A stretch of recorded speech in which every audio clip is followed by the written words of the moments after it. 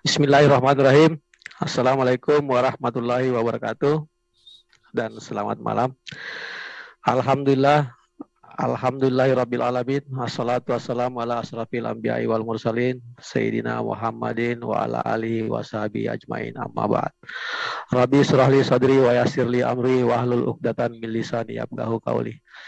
Segala puji bagi Allah, Tuhan semesta alam, ya, kita panjatkan puji syukur atas kembali berkumpulnya lagi kita di sini dalam acara dialog lintas agama dalam metode debat, ya. Ini yang kedua kalinya untuk periode ini, ya, karena kemarin sudah di FIC. Yang kali ini akan membahas tema yang menarik ini, ya, bagi kita ulas kembali tentang apakah para nabi mengenal Yesus Kristus. Nah, saat ini narasumber kita juga sudah hadir, yaitu dari pihak Kristen ada Pak Erben dan Bang Kayapas, dari Muslim ada gurunda kita, kakanda saya Bang Juma, Ustadz Juma, dan saudara saya Ustadz Wafi. Oke, tanpa berpanjang lebar, saya sebagai moderator cuma menyampaikan bahwa akan berjalan selama 2 jam ke depan, ya. Artinya kita akan selesai di jam 21.30 waktu Indonesia Barat.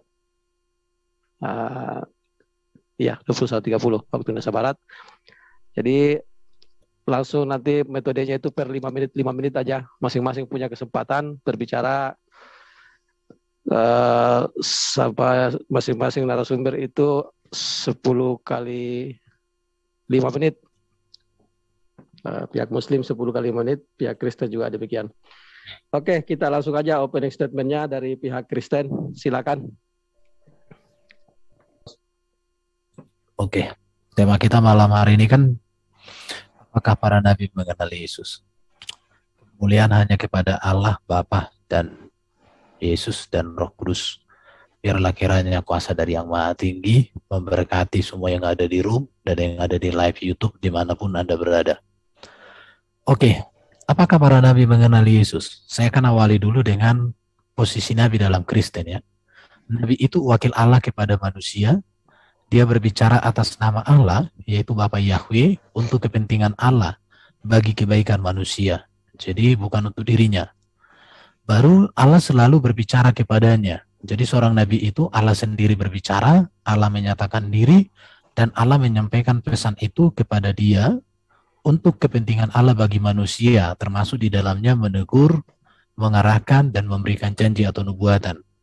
Makanya para nabi ini adalah wakil Allah kepada manusia. Dan seorang nabi itu di dalam Kristen itu harus diurapi oleh Allah Yahweh itu sendiri, dan dia harus mewakili Tuhan kepada manusia, ya, mewakili Tuhan, dan dia berbicara atas kepentingan Tuhan, bukan atas kepentingan dirinya. Makanya para nabi di dalam Alkitab tidak untuk dirinya, tetapi untuk umatnya dan untuk Allah yang darinya. Sekarang kita masuk kepada bagaimana untuk penting mengenal Yesus Kristus. Yang pertama yang harus dikenal adalah siapa sih Yesus ini sebelum inkarnasi. Ini dulu yang pertama. Kemudian siapa Yesus ini setelah inkarnasi, baru siapa Yesus ini setelah dia dimuliakan naik ke surga. Sebelum inkarnasi, Yesus adalah firman-Nya Bapa Yahweh itu. Tetapi dia seringkali menyatakan diri dalam rupa teofani. Setelah inkarnasi, maka firman itu hadir dalam rupa manusia.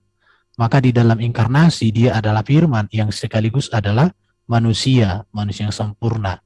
Kemudian dalam kemuliaan, Yesus naik ke surga untuk mengerjakan pekerjaan yang bertujuan untuk keselamatan manusia. Sekarang saya akan menyampaikan di sini pra-inkarnasi, yaitu saya katakan zaman PL, ya. Yaitu mulai dari Kejadian sampai Maliaki, ini disebut dengan zaman para nabi. Dan itu mulai dari Adam sampai dengan Zakaria, ayah daripada Nabi Yohanes Pembaptis. Ya. Pada masa ini, para nabi itu belum berjumpa dengan Yesus yang manusia. Tetapi mereka menantikan kedatangan Mesias, itulah Yesus. Di mana Mesias itu datang untuk menebus dan menyelamatkan. Dan ini adalah janji Allah kepada seluruh umat perjanjian lama di zaman para nabi. Pada zaman ini, Yesus masih sebagai firman di dalam diri Allah yang seringkali menyatakan diri melalui teofani. Ya, nanti teofani itu apa? Nanti Bro Kaisar bisa menjelaskan. Jadi apakah para nabi di dalam konteks PL sudah berjumpa dengan Yesus yang manusia belum? Tetapi berjumpa dengan hakikat firman yang berteofani, iya. Terus firman itu inkarnasi menjadi manusia namanya Yesus Kristus, dan ini terjadi pada zaman para rasul, yaitu mulai dituliskan di dalam kitab Injil, Matius, dan Wahyu. Dan yang paling pertama memperkenalkan Yesus itu kepada umum adalah Nabi Yohanes.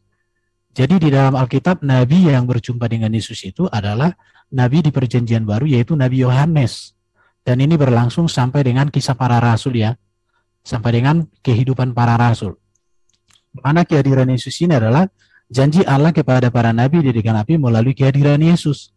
Maka Yesuslah Mesias yang dijanjikan Allah.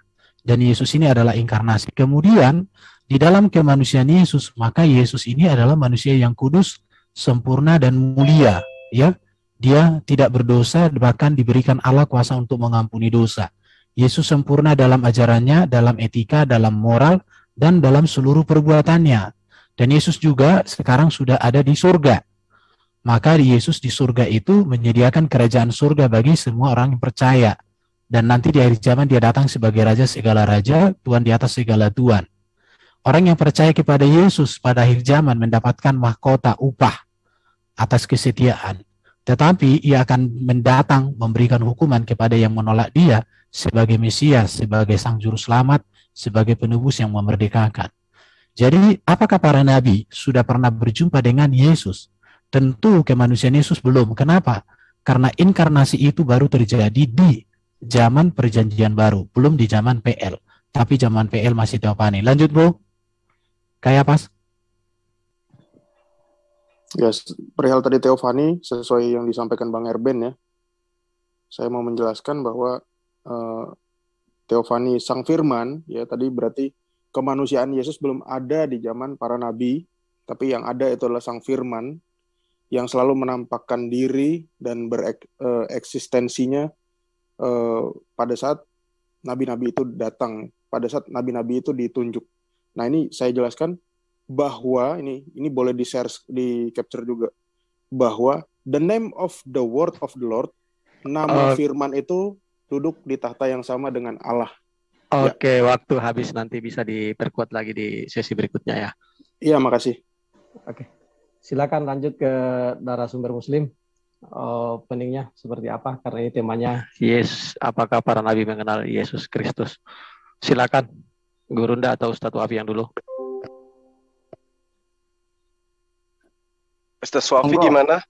Ustadz Zuma dulu, tafadhol. Baik, bismillahirrahmanirrahim. Tema kita, apakah para nabi mengenal Yesus? Kalau di Islam itu jelas ya, bahwa seluruh nabi itu sudah diajarkan atas kedatangannya kemudian. Nah, terkait dengan Yesus, Saudara Erben tadi membawa perjanjian lama kitabnya Bani Israel. Artinya, ketika berbicara mengenai praeksistensi, itu berbicara mengenai nubuat.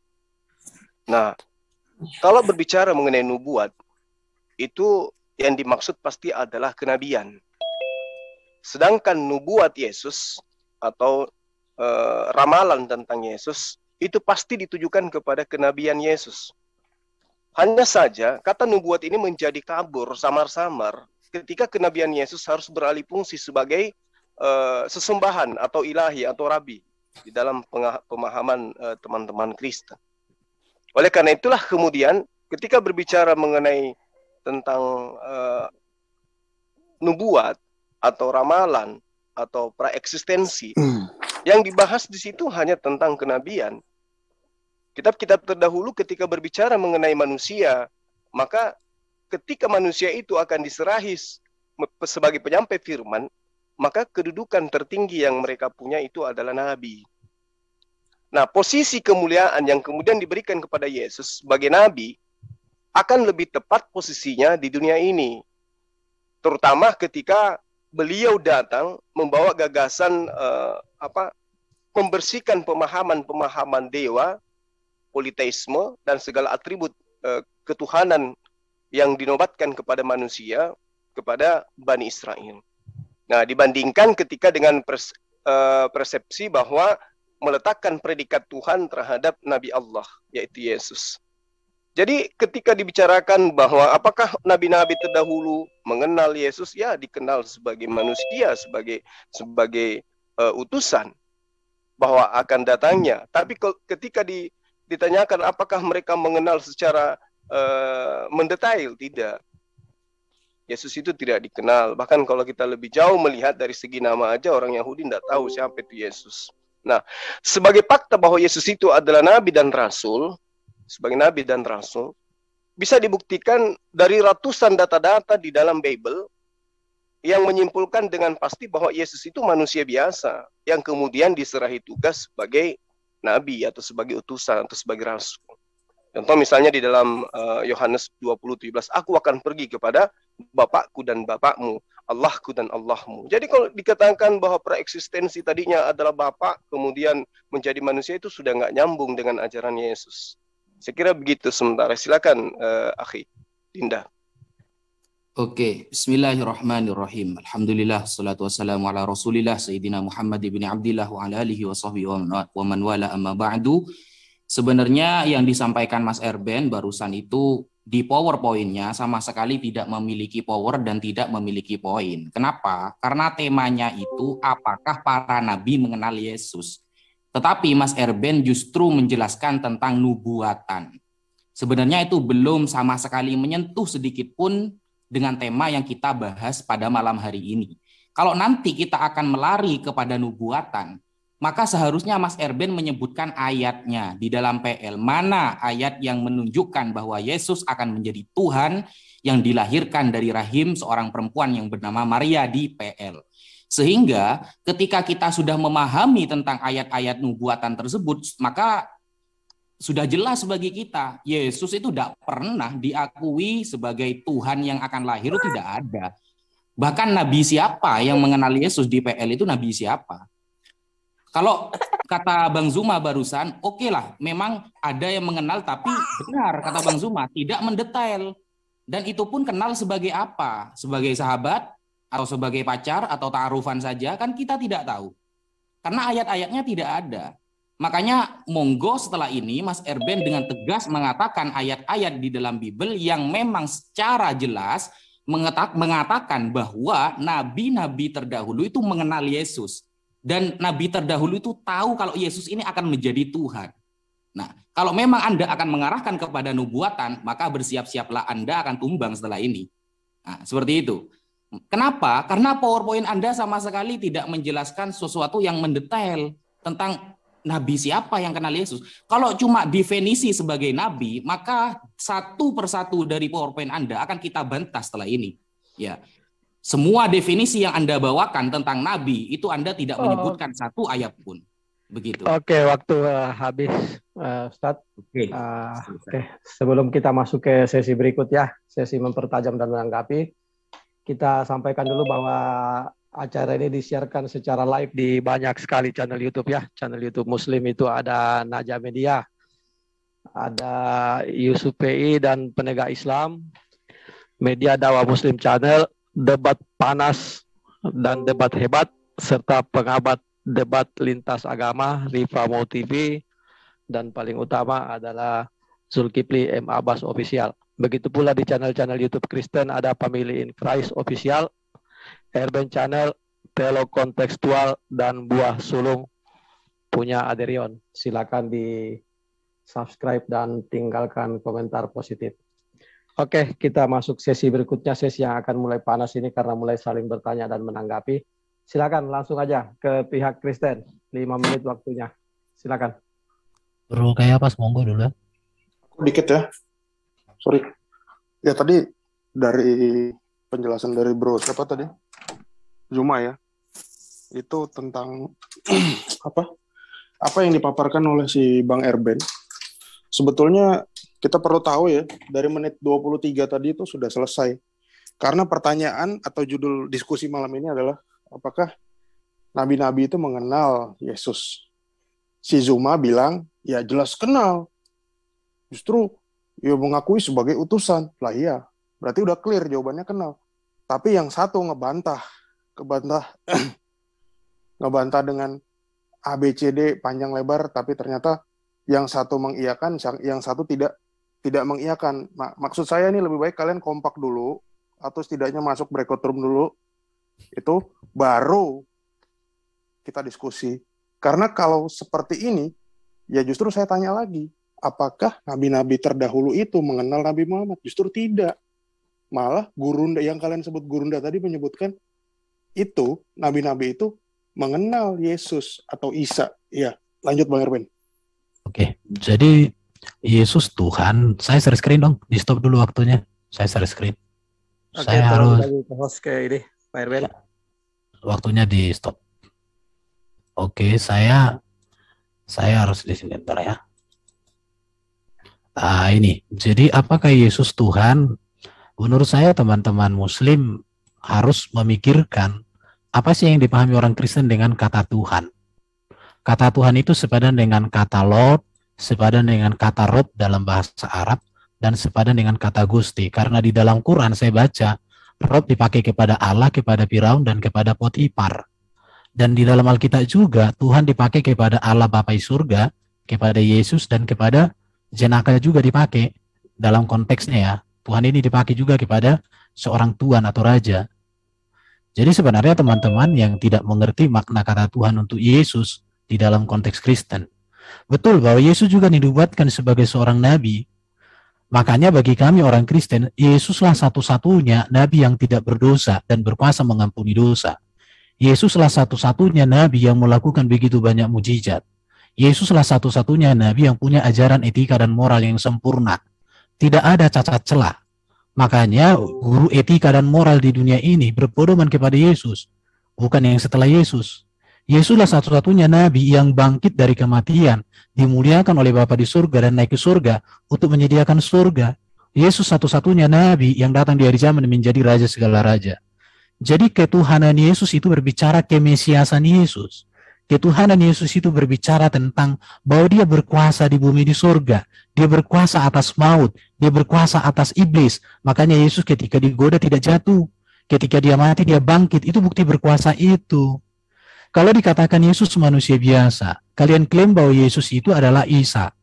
Manusia biasa manakah yang bisa hidup di langit sana diangkat hidup-hidup dalam konteks Muslim? Karena setahu saya di dalam Quran, barangkali tidak ada manusia yang diangkat hidup-hidup seperti Isa, digantikan, dan lain sebagainya. Apakah kita layak mengatakan bahwa Yesus ini manusia biasa, sedangkan dia bisa hidup di langit sana, di awan-awan sana? Sementara kan kalau kepada Nabi Muhammad, Nabi kalian itu, sampai hari ini tidak ada jejaknya bahwa dia diangkat ke langit. Itu menurut saya. Baru tidak ada orang Kristen mengatakan bahwa Yesus sebelum manusia, dia adalah Bapa. Ini pelintiran dari saudara Juma. Saya mengatakan Yesus sebelum inkarnasi, dia adalah firman Allah yang kekal di dalam diri Allah, yang olehnya Allah menciptakan segala sesuatu. Di situ. Jadi Nabi kok jadi Tuhan? Tuhan di dalam konteks Kristen, ini harus dipahami ya, ini berbicara gelar kepenguasaan. Ini berbicara otoritas. Sama seperti di dalam Quran, kata Rob itu bisa dipakai kepada Firaun, bisa kepada Potifar, kepada Yusuf, dipakai Robnya. Tetapi kalau kalian bisa memahami Rob kepada Allah, Rob kepada Firaun, Rob kepada Potifar, kenapa kalian tidak bisa memahami Tuhan kepada Allah, Tuhan kepada Yesus, dan Tuhan kepada raja-raja yang lain? Menurut saya di sini perlu kita punya kejelian di dalam membangun sebuah argumen. Jadi saya mau tegaskan ya, kalau ada nabi yang lebih baik dari Yesus, maka saya katakan malam ini saya tinggalkan Yesus, saya ikut itu. Tapi di dalam pencarian saya, di dalam kitab suci yang saya baca, di dalam buku-buku teologi, saya pernah menjadi pegawai perpustakaan saat kuliah semester akhir, tingkat akhir. Dari semua buku-buku yang saya baca itu, saya tidak pernah temukan ada nabi yang lebih hebat, lebih kudus, lebih mulia, lebih agung dari Yesus. Maka saya putuskan tidak ragu lagi untuk mengakui bahwa Yesus itulah yang harus diikuti, yang harus diteladani. Maka kalau ada orang mengaku nabi, tapi kualitasnya, hidupnya, ajarannya jauh di bawah Yesus, stop, tidak akan saya ikuti lagi itu. Terima kasih. Habis. Oke. Mantap sekali ya dari pihak Kristen. Jadi ini kita kembali ingatkan bahwa temanya adalah apakah para nabi mengenal Yesus Kristus. Jadi semoga kita tidak keluar dari situ. Seperti kemarin kami di Zoom EBC, temanya adalah apakah para nabi mengenal Allah. Otomatis ada bantahan dari pihak Kristen ya pada saat kemarin. Jadi di sini pun wajar kita kan nanti saling membantah. Oke, lanjut silakan dari Muslim langsung. Iya. Digas saja. Jadi saya katakan kepada saudara, saya dengan adik saya itu nggak bertentangan. Karena kita sedang berbicara mengenai kitab yang Anda ambil dari agama lain. Yaitu kitabnya Bani Israel. Bukan berbicara mengenai Al-Quran. Itu yang perlu Anda pahami. Dan tolong Anda berdua, ini membahas tentang nabi-nabi di dalam kitab yang Anda gunakan. Bukan mengenai Rasulullah Muhammad SAW. Bukan mengenai Allah. Fokus di sana. Nah, kenapa saya mengatakan bahwa orang terdahulu kenal Yesus? Karena Yesus sudah dinubuatkan. Makanya saya katakan tadi, ketika Anda berbicara mengenai praeksistensi, berarti itu nubuatan. Bercerita tentang masa yang akan datang. Coba Anda lihat di dalam Mazmur 91. Bagaimana Tuhan di dalam cerita itu akan menyelamatkan Yesus dan mustahil kemudian dia mati di atas tiang salib. Pahami itu. Berarti Yesus sudah diceritakan oleh mereka. Yes, sebagai nabi, sebagai utusan Tuhan yang tidak mungkin dicederai oleh siapapun. Bahkan kena panu pun Yesus itu tidak wajar, tidak pantas. Karena sudah dinubuatkan. Tapi kalau Anda mengatakan temanya apakah nabi-nabi terdahulu mengenal Yesus? Nabi mana? Tunjukkan kepada kita dalilnya. Mana di situ? Dalil nabi mana yang mengenal Yesus yang Anda maksud? Dalam arti kata mengenal seperti apa yang diterangkan oleh adik saya tadi. Bahwa nabi-nabi terdahulu mengenal ada Tuhan, ya Tuhan dalam arti kata yang dipahami oleh Erben, meski muatannya adalah untuk kemudian agar dipahamkan oleh warga Indonesia bahwa Yesus itu adalah Tuhan dalam perspektif negara Indonesia, tidak akan pernah ada sosok manusia yang mengatakan bahwa Nabi, bahwa Tuhan pencipta dan bumi itu nuzul menjadi manusia, dibunuh oleh manusia. Itu poinnya. Ini yang sedang kita gali. Mana Nabi yang memperkenalkan bahwa sosok Tuhannya mereka yang bersatu dengan Firman bakal menjadi manusia. Kalau Firman dalam perspektif ciptaan, seperti apa yang ada di dalam kitabnya Sakaria 12 nomor 1, memang semua manusia itu adalah ciptaan Tuhan. Dan Yesus adalah manusia. Roma 1 nomor 3, Yesus berasal dari Bani Daud. Artinya dia berasal dari sperma Daud. Nah, selesai di situ. Kalau itu yang Anda bahas. Tapi kalau Anda berpura-pura menggunakan kata Tuhan, giliran Yesus manusia, Anda masuk. Itu kan Firaun juga bisa disebut Tuhan. Tapi kan misinya di sini, Pak. Misi Anda mengatasnamakan manusia itu Tuhan itu apa sebenarnya? Gitu. Ya, tolong dipahami itu. Silakan Dinda Wafi. Oke, bismillahirrahmanirrahim. Benar yang dikatakan Gurunda Zuma. Jadi tema kita malam ini, Mas Erben dan temannya, itu apakah ada dan dari nabi-nabi itu yang mengenal Yesus bahwa dia akan menjadi nubuatan, akan dilahirkan dari rahim seorang wanita yang bernama Maria dan dia akan menjadi Tuhan. Itu yang kita bahas. Bukan eksistensi Yesus sebagai Tuhan, sifat ilahiyah Yesus. Bukan itu. Ada enggak dari nabi-nabi itu? Bahkan Mas Erben dari PowerPoint-nya tidak menyebutkan satu ayat pun ketika mendefinisikan nabi itu seperti itu. Gak ada. Nah, padahal di dalam Bible Anda itu sangat banyak definisi tentang nabi itu banyak. Contohnya di Yehezkiel 13 bahwa nabi itu seperti anjing hutan. Nah, di tengah-tengah reruntuhan, begitulah nabi-nabimu, hai Israel. Nah, kan bisa pakai PowerPoint yang itu, bahwa nabi-nabi di dalam Bible itu seperti anjing-anjing hutan. Jadi kalau sampean ketemu anjing hutan, itu nabi saya. Nah, seperti itu kan. Sedangkan Mas Erben tadi mengatakan nabi adalah begini, seakan-akan suci banget gitu loh. Tidak menyebutkan satu ayat sekalipun. Lalu katakan, apakah ada nabi yang lebih hebat daripada Yesus? Dari sifat yang mana yang akan Anda ikuti dari Yesus? Apakah ketika Yesus meminjam keledai lalu tidak dikembalikan sampai kapan mau dikembalikan sampai sekarang nggak ada ayatnya? Berarti Anda akan mengikuti kalau minjem sesuatu ke orang lain nggak usah dikembalikan. Kenapa? Karena Yesus ngajarkan seperti itu. Nah, seharusnya Anda itu menyebutkan ayatnya. Ini loh Nabi Musa, ini loh Abraham dalam PL mengatakan bahwa nanti akan ada Mesias namanya Yesus. Atau akan ada Tuhan yang lahir dari rahim Maria, dari keturunan Daud, dia akan menjadi Tuhan begini dan begitu. Nah, buktinya Anda tidak akan bisa menyebutkan itu. Kenapa? Karena kitab Anda yang dipakai itu kitab orang lain, kitab dari agama lain. Dan kalau kita tanya kepada orang Yahudi sekarang, ada enggak satu pun orang Yahudi yang mengatakan Yesus itu Tuhan begini dan begitu? Tidak ada yang percaya. Itu namanya cinta bertepuk sebelah tangan. Anda mengagung-agungkan kitab orang lain, tapi orang lain itu tidak mengakui Anda. Waktu habis, Ustadz, nanti lagi di sesi berikut. Oke, langsung aja. Saya tidak akan menyentuh kepada materi apapun dalam debat ini. Saya lempar aja langsung ke narasumber Kristen. Silakan. Aku pertama ya, Bang. Silakan. Go ahead. Siapapun yang pertama. Silakan. Tadi si Zuma tadi ngutip pertama tadi Mazmur 91. Nah, ini mengapa langsung lompat ke situ ya? Karena kalau kita melihat nubuatan itu, nubuatan penyalipan itu sendiri ada di dalam Mazmur 22. Ayat 1 itu jelas itu membunyikan apa yang diucapkan Yesus pada saat di atas kayu salib. Kemudian ayat Mazmur 22 ayat 17 itu jelas, sangat jelas menuliskan mereka menusuk tangan dan kakiku. Jadi mestinya kalau seandainya dugaan itu bahwa Yesus tidak disalib, ini kita kembali malah mengarah ke situ. Kalau gitu si Bro Zuma tadi mesti membuktikan bahwa ada juga ayat di Mazmur atau nubuatan tentang Mesias bahwa dia akan digantikan. Dan bukan hanya digantikan, bahwa juga Mesias itu diangkat ke langit dan yang menggantikannya itu mati. Harusnya ada ayat seperti itu. Itu akan lebih menunjukkan suatu kebenaran. Jangan malah mencomot ayat yang dia malah tidak percaya gitu kan. Terus tadi tentang nubuatan.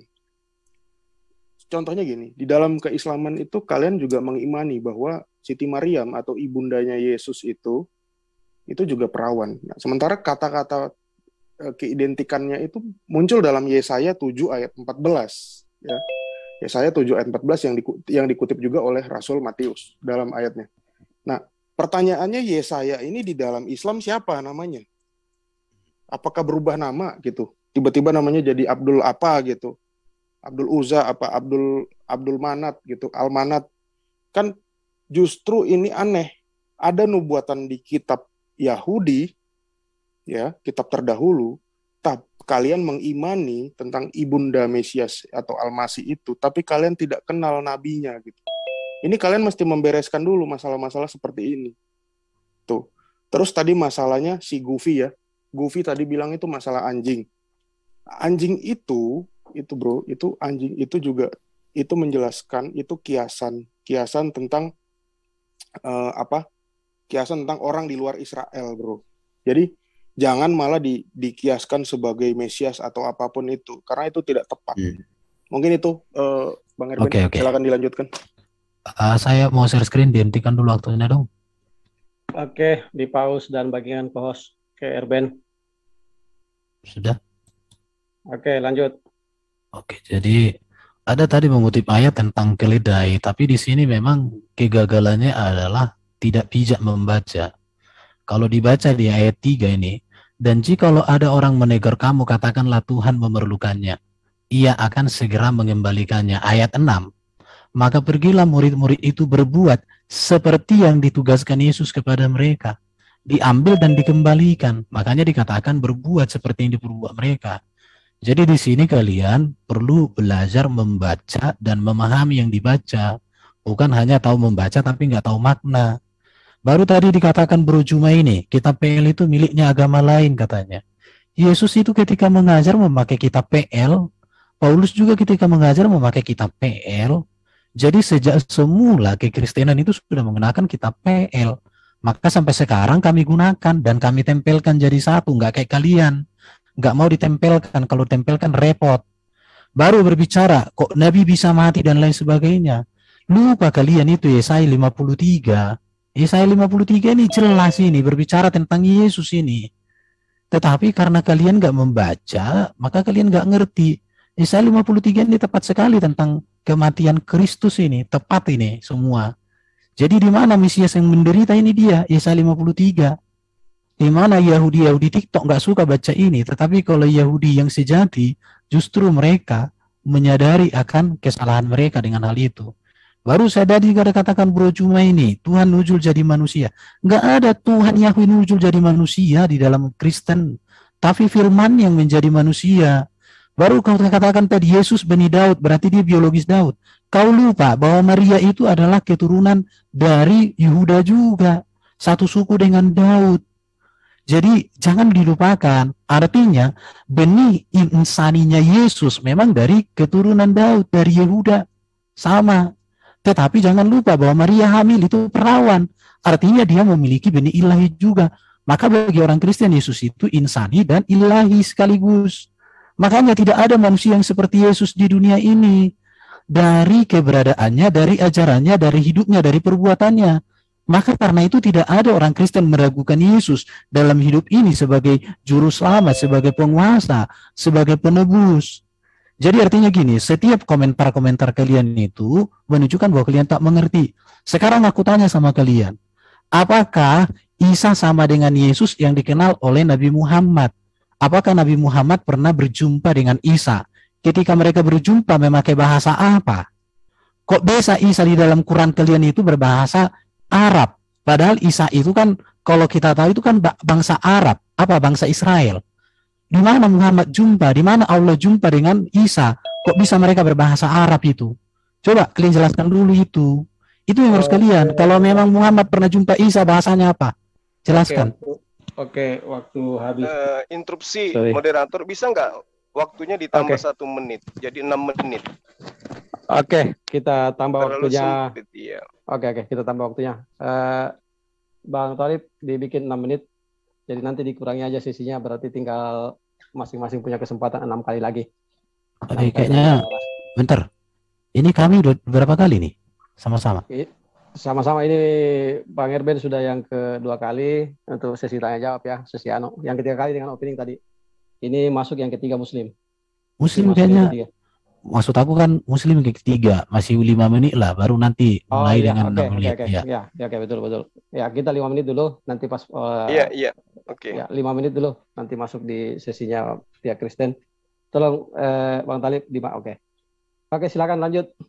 Kita kembalikan ke tema. Silakan. Berudah, Ustaz Ali. Baik. Jadi kita sama sekali tidak menemukan apa yang menjadi sasaran tema kita. Ya, kita digiring membahas tentang sesuatu yang menjauh dari tema. Jadi ketika saya membawa Mazmur 91, itu nubuatan tentang Yesus berdasarkan kitab Anda. Baca di dalam Matius 4 nomor 6. Kalau engkau adalah anak Theos, jatuhkan dirimu ke bawah, sebab ada tertulis mengenai engkau bahwa Tuhan akan memerintahkan malaikat-malaikatnya dan mereka akan menatang engkau di atas tangannya supaya kakimu jangan terantuk kepada batu. Ini tertulis di mana? Di Mazmur 91. Dan ternyata di Mazmur 91 itu jelas Yesus itu kena panu pun tidak akan mungkin. Coba Anda baca dari data nomor 1 sampai nomor 16. Apa yang diterangkan tentang anak Tuhan yang akan dijadikan sebagai dasar pijakan untuk menaungi anak Tuhan. Siapa itu? Yesus. Berarti tidak ada kecelakaan bagi Yesus. Tidak ada salib bagi Yesus, tidak ada. Apalagi sampai ditusuk, ditampar, apalagi lari kepada Yesaya 53 tadi. Tidak ada. Yesaya 53 justru mengatakan, engkau akan melihat anak keturunanmu. Berarti Anda mau mengakui bahwa betul Yesus itu punya istri bernama Maria dan punya anak keturunan. Anda mau akui itu? Engkau akan bertumbuh di hadapan Tuhan. Berarti Anda mengakui Tuhan Anda tumbuh di depan Tuhan. Kan gitu ya. Terus kemudian ketika Anda mengatakan harusnya ada nubuatan tentang Yesus juga akan diselamatkan, akan ada orang yang menggantikan dia. Ada kawan. Amsal 21 nomor 18. Itu nubuatan untuk Yesus. Orang fasik dipakai sebagai tebusan bagi orang yang benar. Dan pengkhianat sebagai ganti orang yang jujur. Yesus jujur kata Anda. Kemudian Yudas pengkhianat. Benar tidak kalau ini adalah harus menggenapi apa yang terjadi terhadap Yesus? Yesus orang baik. Dia jujur. Dia nggak pernah berdusta. Meski dia mengatakan, pada hari ini juga engkau akan bersama aku di Firdaus. Tapi faktanya, kena prank itu orang yang di sampingnya tidak ke Firdaus juga hari itu. Bahkan dia masih mutar-mutar 40 hari. Jadi itu namanya pembohong namanya itu ya. Lalu kemudian ketika Anda mengatakan, apa tadi? Yesus gunakan PL. Ya wajar orang Yahudi. Lah ente orang mana? Yesus memang kitabnya itu diceritakan di kitab Anda pada hari Sabat, beliau selalu di tempat kelahirannya masuk ke dalam bait suci, membacakan apa? Membacakan kitabnya, bukan perjanjian baru. Bukan kitab Anda yang buatan orang Yunani itu, bukan. Ya Anda harus paham itu. Kembali kepada tema dong. Nabi mana yang bercerita tentang Yesus? Silakan Dinda Wafi. Iya, tadi ada sempat teman kita ya dari kalangan Kristen yang mulai bertakiyah ya ketika kita membahas tentang Yesus meminjam keledai lalu tidak dikembalikan. Nah, padahal yang dilakukan murid-murid Yesus itu pergi mau minjem keledainya karena pengembaliannya masih segera, belum itu. Kemudian apalagi tadi? Masalah nabi ya, nabi-nabi yang seperti anjing-anjing hutan itu. Tadi saudara kita ini mengatakan itu dari bangsa lain katanya. Loh, coba Anda baca satu perikop itu. Itu jelas Nabi Israel maksudnya, bukan nabi dari bangsa Israel. Makanya, hai nabi-nabimu, hai Israel. Itu Nabi Israel itu. Jadi, kalau nanti dikembalikan kepada Yesaya 53, ya tambah jelas lagi. Yesaya 53 itu coba kamu baca itu satu perikopnya itu. Di sana justru betul kata Bang Zuma barusan, kata Gurunda Zuma. Berarti Yesus menikah dong, punya keturunan. Kemudian di Yesaya 53 butir 2-nya, berarti Yesus itu tumbuh di hadapan manusia, jelek berarti. Nah, gak bagus. Kemudian Yesaya 53 yang butir 10, tetapi Tuhan berkehendak meremukkan dia dengan kesakitan. Apabila ia menyerahkan dirinya sebagai korban penebus salah, ia akan melihat keturunannya, umurnya akan lanjut dan kehendak Tuhan akan terlaksana olehnya. Loh, masa Tuhan mengikuti kehendak Tuhan? Berarti ada Tuhan senior, ada Tuhan junior berarti. Ini Tuhan gimana kok main-main Tuhannya ini? Nah, kemudian sebenarnya perdebatan kita, diskusi kita malam ini, adakah nabi-nabi yang kenal sama Yesus? Itu temanya Mas Erben. Ada enggak? Sampai tampilkan ayatnya dan sampai ungkapkan literasinya. Ada enggak nabi-nabi yang kenal sama Yesus bahwa dia itu akan menjadi Tuhan? Bukannya di Matius sudah dijelaskan bahwa Musa dan Elia pernah ketemu Yesus? Ada enggak pembicaraannya? Kalau memang saat itu kenal, kenapa Musa dari dulu? Oke, Ustadz, waktu habis. Oke, kita riset waktunya ke 6 menit ya. 6 menit Bang Radit. Jadi masing-masing punya kesempatan ini 5 menit lagi ya. 5 kali sebelum masuk sesi closing statement. Masing-masing punya kesempatan 5 kali 6 menit. Oke, langsung saja ke pihak Kristen ditanggapi dan ya, langsung ditanggapi aja Bang Erben. Silakan. Duluan ya bro, duluan. Ya kok tadi tentang tadi si Zuma ngutip Amsal lagi, aduh. Amsal ini di Islam ini kalau dia percaya Amsal, artinya dia harus sepenuhnya beriman kepada Amsal ya. Di Islam ini Amsal ini masuk kitab apa gitu? Kitab Taurat kah, Zabur atau apa gitu. Terus 21 ayat 18 itu tadi ayat yang dia kutip itu juga itu sangat amat tidak nyambung ya, karena didasarkan tadi pada orang yang disalib di sebelah Yesus. Orang yang disalib sebelah Yesus itulah yang disebutkan di dalam di dalam Efesus 4 ayat 8. Makanya Yesus itu dia ke dunia orang mati untuk menebus orang-orang yang di perjanjian lama itu naik ke tempat yang tinggi. Kita baca Efesus 4 ayat 8. Tatkala ia naik ke tempat yang tinggi, ia membawa tawanan-tawanan, ia memberikan pemberian-pemberian kepada manusia. Nah, itu yang dikutip dari Mazmur 67 ayat 19.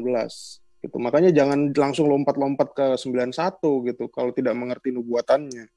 Karena kalau kita berasumsi liar seperti si Zuma dan si temannya tadi, jadinya kita kebingungan sendiri, cuma bermain kata-kata doang. Dia tidak mengimani ayat kitab suci yang kita pegang, terus hanya berkutat kepada pengertiannya sendiri.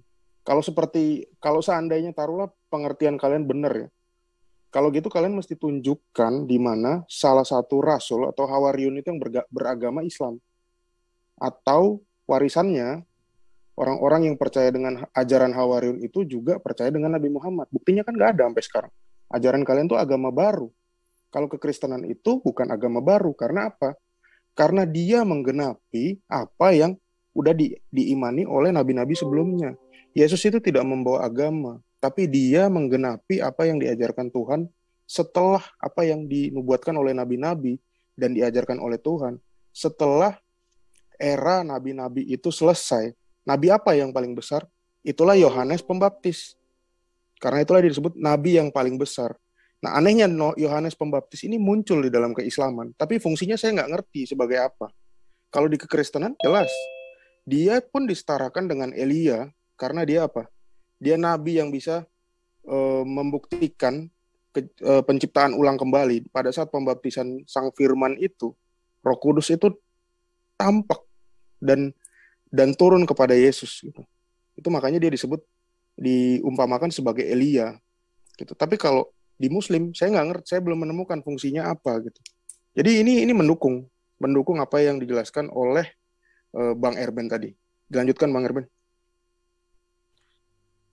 Saya pikir udah sangat jelas ya. Jadi Yesus nabi yang luar biasa, nabi yang terkemuka di bumi dan di surga, nabi yang tidak berdosa, nabi yang berkuasa mengampuni dosa.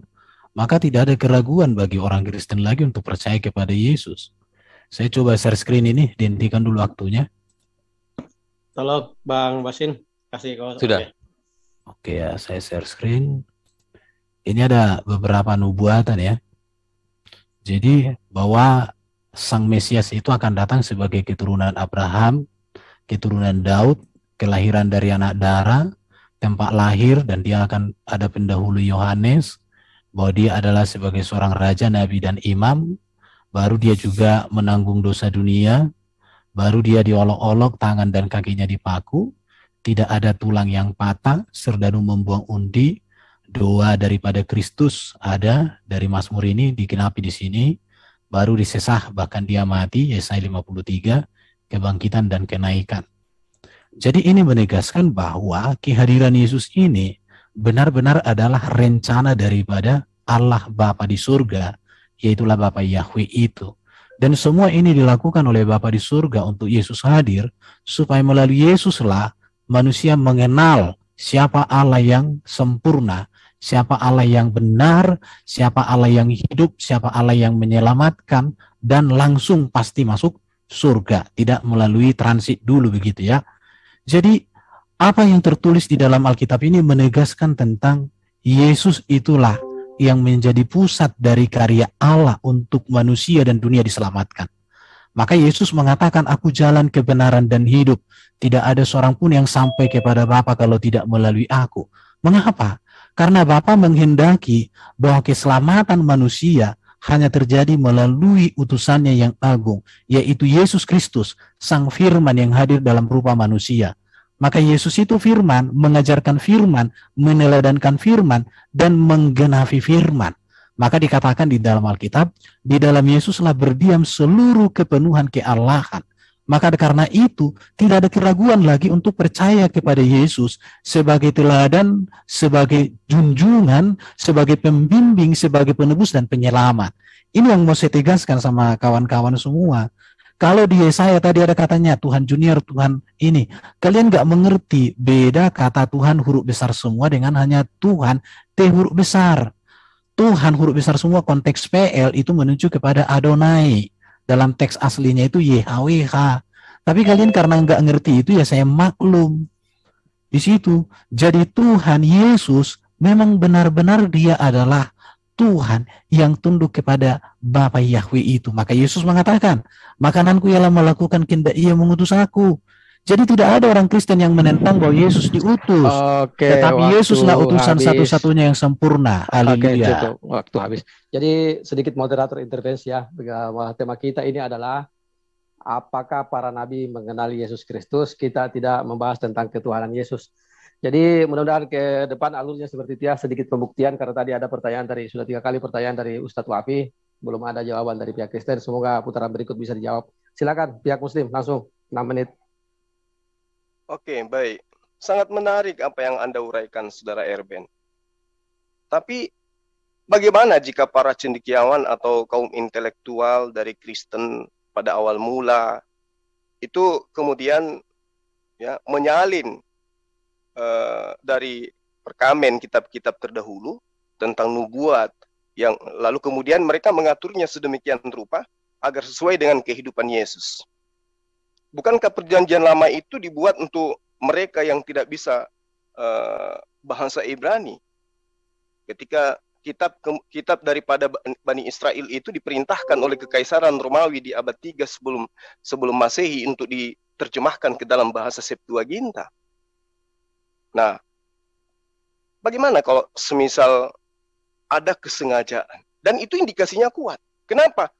Perjanjian baru itu diperuntukkan kepada non-Yahudi, bukan kepada si pemilik kitab. Sehingga ketika Anda membawa data, Tuhan begono, kemudian perjanjian lama begini, digenapi oleh Yesus begono, dan seterusnya. Ini dasar pijakannya apa? Sementara Yesus sama sekali tidak pernah berbicara tentang kitab Anda. Yesus tidak mengenal Lukas. Yesus tidak mengenal Paulus. Yesus tidak mengenal Markus. Terus apa dasar Anda mengatakan, ini cocok loh, di perjanjian lama begini loh, perjanjian baru begini loh. Lalu kemudian Anda mengatakan, Yesus itu bukan Tuhan katanya. Tuhan itu sama seperti ketika Fir'aun disebut Tuhan. Lalu bagaimana dengan data yang ada dalam kitab Anda? Yang mengatakan, Allah adalah firman, firman adalah Allah, Allah sama dengan firman, firman sama dengan Allah. Berarti, firman yang menjadi manusia, itulah Tuhan. Mau Anda presetkan kemanapun. Nah ini yang kita cari. Mana perkataan-perkataan Nabi bahwa Allah yang adalah firman bakal menjadi manusia dan dia adalah Tuhan ketika bangkit kemudian hari ketiga begini dan seterusnya. Mana? Ada Anda menunjukkan itu dari tadi. Anda hanya mengais-ngais Muslim, Muslim, Al-Quran, Allah, Muhammad. Loh, ini temanya apa? Kok kayak disembunyikan sesuatu gitu loh. Saatnya Anda membuktikan kebenaran Kristen. Oh, ternyata Nabi Edo berbicara mengenai Yesus. Oh, Yesaya bercerita tentang Yesus. Oh, ternyata Mika berbicara tentang Yesus. Nabi ini bercerita tentang Yesus. Buktikan itu. Jangan justru saya yang lebih kencang membuktikan Tuhan Anda itu adalah manusia 100%. Buktikan sekarang gitu loh. Oh, Usia bercerita tentang Yesus. Nabi Hosea bercerita tentang Yesus. Yotam, Ahaz, Hezekia, Elia, Elisa bercerita Yesus. Buktikan. Saatnya Anda membuktikan kepada publik Kristen dengan konsep manusia jadi Tuhan. Dari sembahan, pencipta, dia adalah firman jadi manusia. Saatnya Anda buktikan itu. Saya ingin lihat sejauh mana, jangan lari ke Quran. Kemarin Anda sudah dikasih tema apakah Allah dikenal oleh para nabi. Dan itu sudah selesai. Sekarang giliran Anda buktikan para nabi mengenal Yesus. Ini sudah berapa menit Anda nggak nyentuh itu atau nggak ada? Silakan Adinda. Ya begini Mas Erben, saya dari tadi tidak tahu dalilnya Anda itu yang mana yang dipakai gitu loh. Jadi mana nabi yang mengenal Yesus itu mana? Kok larinya kemana-mana? Sampai temennya Anda itu mengatakan apa namanya itu, di dalam Islam juga Maria itu juga orang perawan yang dijaga. Itu buktikan gitu loh. Ada ndak nabi yang kenal sama Yesus? Tadi Mas Erben itu menampilkan data salah satu nubuat di PL itu seperti Yesaya 7:14. Nah ini kalau korban copy paste seperti itu Mas Erben. Kenapa? Karena Yesaya 7:14 itu kata rabi-rabi Yahudi itu bukan Yesus Mas Erben. Itu bukan Yesus. Immanuel ya, Immanuel yang akan dilahirkan itu. Boleh saya share screen? Saya share screen ya. Timer dihentikan kalau share screen ya. Ya, silakan.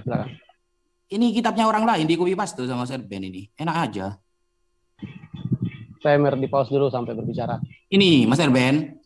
Di Sefaria Mas Erben. Ya, di Sefaria maksudnya Immanuel ini bukan Yesus Mas Erben. Tapi kembali kepada Yesaya 8 ayat 3-nya, butir 3-nya. Apa Yesaya 8 butir 3-nya? Itu bukan Yesus.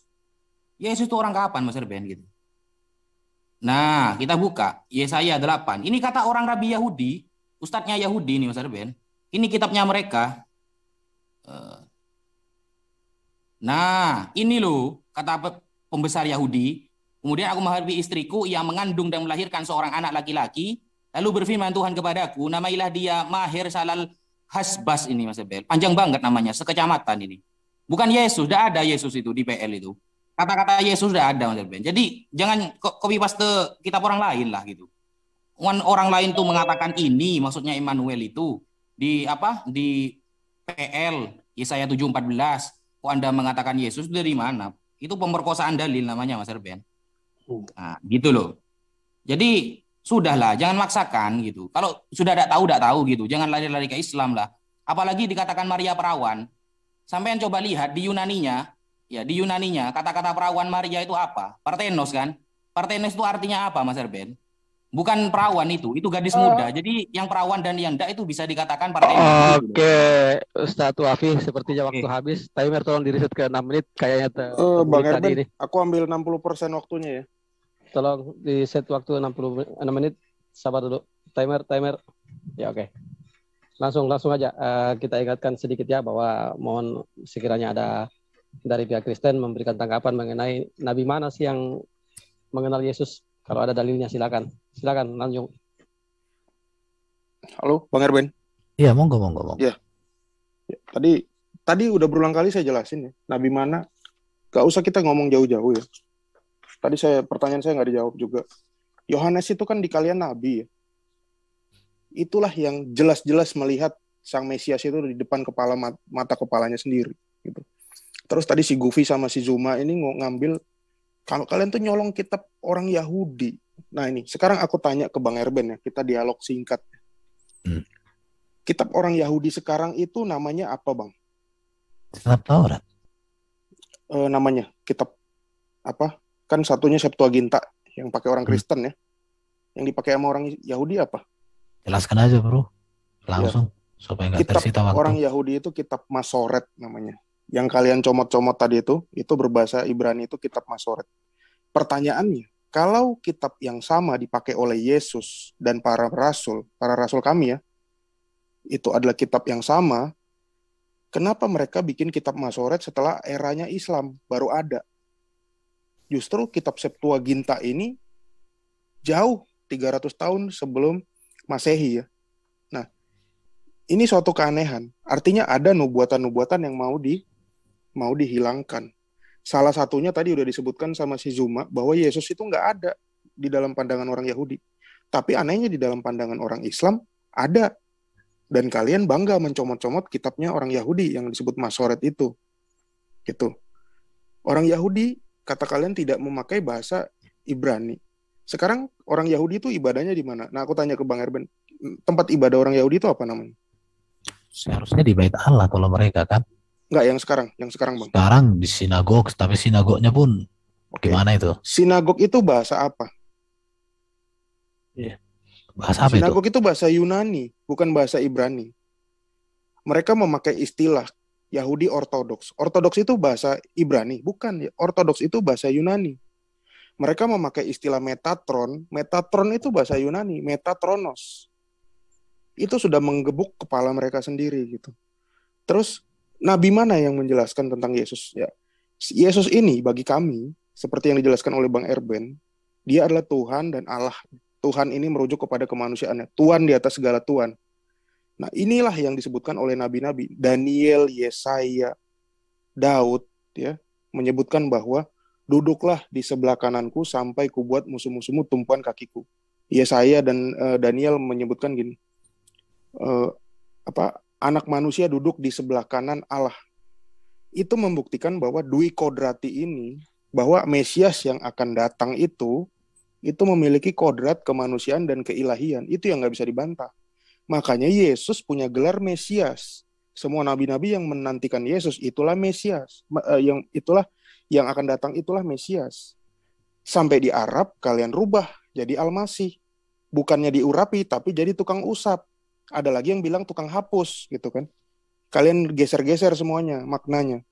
Makanya kalian tidak akan menemukan jejak kebenaran Mesias atau keselamatan yang hakiki dari ajaran kalian itu sendiri. Itu bro.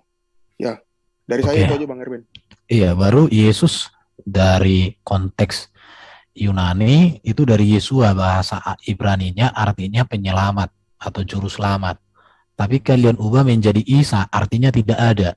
Nah, itu dia menjadi pergumulan kalian. Baru kalian bilang tadi bahwa PB itu ditulis untuk non-Yahudi katanya. Kalian lupa bahwa Paulus itu ketika melayani selalu pergi ke sinagog, dan di sinagog itu dia melayani banyak orang-orang Yahudi yang diaspora. Jadi kembali lagi bahwa kalian selalu menunjukkan bahwa kalian tidak mengerti apa-apa di sini. Di situ dia masalahnya. Bahkan tadi kita tanya tadi, kapan Muhammad ketemu sama Isa, sama Yesus, atau Allah SWT jumpa dengan Isa, pakai bahasa apa mereka, apa yang mereka bahas, kalian nggak jawab juga. Jadi, kalian ini memang hanya bisa mengatakan tidak menjawab. Saya sudah jawab tadi. Para nabi PL tidak ada yang jumpa dengan kemanusiaan Yesus. Karena Yesus baru hadir menjadi manusia dari rahim Maria. Rahim Maria itu dikandung sekitar tahun 5 sebelum Masehi. Sementara Adam sampai dengan Zakaria itu sudah hidup sebelum itu. Bagaimana mungkin mereka jumpa dengan kemanusiaan Yesus? Jadi di sini kalian kembali menunjukkan bahwa kalian nggak ngerti sejarah. Aku heran juga lihat kalian itu. Baru kalian protes, PL dan PB itu bagi orang Kristen satu. Maka saya katakan kalau ibaratnya Muslim ajarannya dekat dengan Yahudi, kenapa kitab kalian nggak dijadikan satu aja di situ? Tapi kalian nggak berani loh. Kalau memang Allah kalian, Nabi kalian semuanya ada sama dengan Yahudi, satukan aja coba. Saya yakin itu bentrok, itu ribut, itu kitab itu. Tapi dengan kitab kami tidak. Kecuali orang-orang Yahudi TikTok yang memang nggak mengerti pemahaman seperti Yahudi-Yahudi yang sejati. Jadi tadi Juma katakan Tuhan jadi manusia. Ku kasih kau 1 miliar. Kalau ada Tuhan jadi manusia, yang ada adalah firman-Nya Bapa di surga jadi manusia. Itulah Yesus Kristus. Dalam kemanusiaannya itu diberikan Bapa itulah kuasa di bumi di surga. Kepenguasaan Yesus itulah ketuhanannya. Juma, udah pernah kita berdua diskusi, kamu kok nggak ingat bro? Gimana sih kau seorang gurunda? Gimana sih? Gurundamu itu munculkanlah di sini. Jangan jadi wah, itulah itu tuh. Udah, selamat datang di kebenaran. Oke, waktu habis. Mantap juga narasinya ya. Jadi dari pihak Kristen katanya sudah menjawab. Ya, begitulah jawabannya ya, Bang Ustadz Wafi. Ya, silakan lanjut ke Muslim. Gas lagi. Iya, jadi kalau Anda mengatakan Paulus itu datang ke sinagoge, ya cuci muka dulu lah. Karena di dalam tulisan Lukas asistennya, justru dia itu dianggap sebagai penyakit sampar.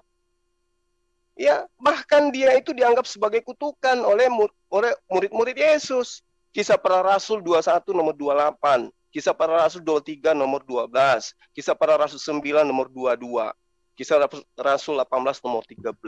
Bahkan orang Yahudi pada masa itu bersumpah mereka tidak mau makan, mereka tidak mau minum sebelum mereka kemudian menangkap Paulus. Apa yang diterangkan? Hai orang-orang Israel, tolong, inilah Paulus orang yang di mana-mana mengajar semua orang untuk menentang bangsa kita, menentang hukum Taurat di tempat ini. Sekarang dia membawa orang-orang Yunani pula dalam bait suci kita dan menajiskan bait suci kita. Mana Anda bisa mengatakan bahwa Paulus itu? Tidak, Galatia 2 Anda baca situ. Bagaimana Paulus mengatakan, aku diutus kepada mereka yang tidak bersunat. Mereka yang tidak bersunat berarti non-Yahudi. Itu yang perlu Anda pahami. Jadi ketika Anda mengatakan kami tidak menjawab, apa yang tidak kami jawab? Kita tidak sedang membahas tentang Islam ini. Tentang Allah bertemu dengan ini, itu kita tidak sedang bahas. Jangan Anda larikan ke sana. Ya. Sekarang yang kita bahas ini, mana pernyataan-pernyataan Nabi? Kalau Anda mengatakan cuma Yohanes, berarti cuma satu orang. Yohanes yang mana di dalam kitab Anda? Karena Yohanes itu ada 2, Pembaptis dan juga Yohanes anak Zebedeus. Anak Zebedeus dan juga adalah Yohanes yang dikatakan dalam Kisah Para Rasul, orang yang tidak berpendidikan, orang yang bodoh. Mana dalilnya? Apa pernyataannya Yohanes Pembaptis tentang Yesus? Dia katakan apa? Dia sebagai Tuhan? Dia sebagai firman yang datang sebagai manusia atau gimana? Kalau dikatakan di dalam pengajaran yang saudara sampaikan Erben bahwa bukan Tuhan yang menjadi manusia, loh, dalilnya kitab Anda itu mengatakan sangat jelas di situ. Pada mulanya adalah firman. Firman itu bersama-sama dengan Allah. Firman itu adalah Allah. Bukankah Allah yang dimaksud di situ adalah Tuhan? Tuhan yang dimaksud di situ dalam pemahaman kalian adalah Theos. Jadi kurang apa lagi coba? Berarti Tuhanmu menjadi manusia. Allah itu menjadi manusia. Dan Anda coba lihat di dalam Roma 14 nomor 9. Kisah Para Rasul 3 nomor 2 Kisah Para Rasul 3 nomor 37. Kisah Para Rasul 2 nomor 37. Yesus itu manusia, dibunuh, bangkit, dihidupkan, kemudian menjadi Tuhan bagi Anda. Itu yang perlu Anda pahami. Nah sekarang, ini kita kemana-mana lebih banyak membahas yang kayak begini. Habis ini Anda tanggapi lagi saya pasti tentang ini. Padahal tema kita harusnya Anda tegakkan. Nabi ini loh, Nabi Edo bicara tentang Yesus. Nabi ini bicara tentang... Anda jangan mengatakan secara fisik memang tidak ada yang mengatakan Yesus. Kalau namanya saja tidak disebut, lalu apa yang Anda ingin jadikan sebagai sandaran? Silakan, Adinda Wafi. Ya, bismillahirrahmanirrahim. Sebenarnya kita bingung dengan tema ini. Karena kalau Mas Erben mengatakan tidak ada satupun nabi di PL yang bertemu jasad Yesus karena Yesus baru lahir ya di PB. Nah, seharusnya jenengan menjelaskan bahwa ada nabi-nabi di PB yang bertemu Yesus yang dulunya nabi-nabi di PL sudah pernah bercerita. Nah, kan seperti itu. Seharusnya kan seperti itu. Karena kita dilema juga, karena definisi nabi dari awal PowerPoint yang disampaikan oleh Mas Erben itu tidak sama dengan ayat-ayat yang ada di dalam Bible. Nabi-nabi rata-rata mayoritas nabi yang ada di PL ataupun PB itu kan semuanya bermaksiat, ahli maksiat mereka itu. Dosanya besar sekali itu. Abraham, kemudian siapa itu? Musa. Banyak, jadi mayoritas nabi-nabi di PL, juga di PB itu kan berdosa semua, dosanya besar-besar. Makanya saya tidak percaya, meskipun andaikan Yesus ketemu sama nabi, kemudian nabi ini mengatakan bahwa Yesus ini akan jadi Tuhan, saya tidak percaya. Kenapa? Yang mengatakan itu orang dosa besar semua itu. Abraham takut sama istri, kemudian Allah, Tuhan Bapa justru membela istrinya. Nah ini apa ini? Ajaran apa kok main-main itu? Kemudian ketika Yesus nanti dituhankan, Yesus itu instruksi dari Yesus itu tergantung dari Bapa. Yohanes 8:28. Hidup dan kuasa Yesus adalah pemberian dari Bapa. Yohanes 5:26-27. Pengetahuan Yesus tergantung dari Bapa. Yohanes 5:19-20. Yesus tidak menyeru manusia agar menghormatinya, dikembalikan kepada Bapa yang di surga. Yohanes 8:49-50. Yesus ini bukan siapa-siapa. Bukan siapa-siapa. Bahkan Yesus juga masih dibaptis gitu loh. Yesus kan masih dibaptis kan sama muridnya sendiri Yohanes kan. Tujuannya baptis itu apa? Nah, Yesus pun juga punya dosa kan seperti itu. Lebih baik Henok daripada Yesus. Lebih baik Elia daripada Yesus. Seperti itu. Apalagi Melkisedek yang tidak ada awalnya, tidak ada akhirnya itu. Wah, itu jauh lebih hebat daripada Tuhan PLPB itu. Makanya tema ini sebenarnya jawab dulu bagaimana pengakuan para nabi tentang Yesus. Yesusnya aja masih dibaptis kok. Masih dibaptis loh, seperti itu. Makanya ketika ada orang yang berzina dihadapkan kepada Yesus, Yesus tidak mau, merajam dia tidak mau. Kenapa? Karena dia merasa masih punya dosa. Kenapa? Karena Yesus waktu itu mengatakan hanya orang yang tidak berdosa yang bisa merajam. Waktu habis, Ustaz. Oke, langsung aja kita lempar ke pihak Kristen. Silakan, 6 menit. Ada pernyataan Bro Juma yang kita bahas hari ini adalah Alkitab bukan Quran. Ini bagi saya menegaskan bahwa nabi-nabi di dalam Quran memang tidak ada hubungan dengan nabi-nabi di dalam Alkitab. Terima kasih Bro Juma, kamu menegaskan hal itu. Kenapa saya katakan demikian? Karena di dalam Quran, setahu saya para nabi juga banyak. Ya, para nabi termasuk Nabi Yahya itu kalian klaim sebagai Yohanes. Maka dari tadi kita tanya sama kalian, apa sih nubuatan nabi-nabi di Quran itu tentang Isa yang kalian klaim sebagai Yesus? Di situ. Tapi kalau kalian nggak mau bahas Quran, itu membuktikan bahwa Quran kalian itu lemah. Kami siap membahas Alkitab. Sebentar. Ini ke tema, kembali ke tema dulu. Kalau memang potong dulu. Begini, sebentar. Saya punya kapasitas interupsi kalau lain dari tema. Seperti moderator di sana kemarin. Oke, siap. Lanjut. Tenang, kita nggak bakal kabur kayak kemarin. Tenang. Jangan dari tema lah. Timer di pause dulu. Timer, pause dulu. Kalau Oke, silakan moderator. Kalau memang tidak ini apa yang disampaikan tadi memang tidak ada jawabannya, bilang aja memang tidak ada gitu loh. Jangan menyentuh-nyentuh ke ini moderator gitu. Kan siapa? Sebentar. Tema kita adalah siapa nabi yang mengenali Yesus. Orang Muslim kan sebentar. Sebentar, aku tanya dulu sama moderator supaya ada pijakan saya. Yesus kalian klaim nggak sama dengan Isa? Saya bukan narasumber di sini. Oke, bukan enggak. gitu. Pastikan dulu, tanya dulu. Tidak, Sebentar, moderator tolong tanya dulu sama narasumber Muslim. Apakah Isa kalian anggap sama dengan Yesus? Biar tahu saya. Enggak, apakah tidak ada para nabi yang mengenal Yesus? Kalau tidak ada, bilang tidak ada. Jangan mutar-mutar. Tidak ada poin didapat dari tadi. Silakan lanjutkan. Enggak, sebentar. Saya pastikan dulu moderator. Apakah Isa yang ada di Quran kalian anggap sama dengan Yesus? Kalau yang datang kepada Bani Israel yang adalah manusia 100% bukan Tuhan, ya. Oke. Berarti pertanyaan saya, nabi-nabi itu yang di Quran itu, apa nubuatan mereka tentang Isa dan apa yang digenapi Isa? Khususnya Nabi Yahya. Apa yang dikatakan Nabi Yahya tentang Isa? Apakah Anda mengakui bahwa Isa adalah Yesus? Kan kalian tadi mengatakan, Kembali sama Anda. Di pause dulu biar moderator intervensi dulu. Kita ingatkan kembali bahwa temanya adalah apakah para nabi mengenal Yesus Kristus?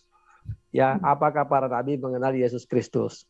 Jika memang para nabi mengenal Yesus Kristus, katakan iya dan tunjukkan dalilnya yang mana. Gitu aja kan? Sederhana. Oke, silakan. Terima kasih. Oke, nggak apa-apa. Kita fokus kali kita aja, bro ya. Bro kayak apa? Siap. Tadi Ustadz Wafi mengatakan pengetahuan, kuasa, dan ajaran Yesus berasal dari Allah Bapa di surga. Pertanyaan saya, kepada siapakah para nabi di dunia ini diberikan kuasa sama seperti kepada Yesus, atau diberikan ajaran sama seperti kepada ajaran Yesus, pengetahuan sama seperti kepada Yesus? Tidak ada.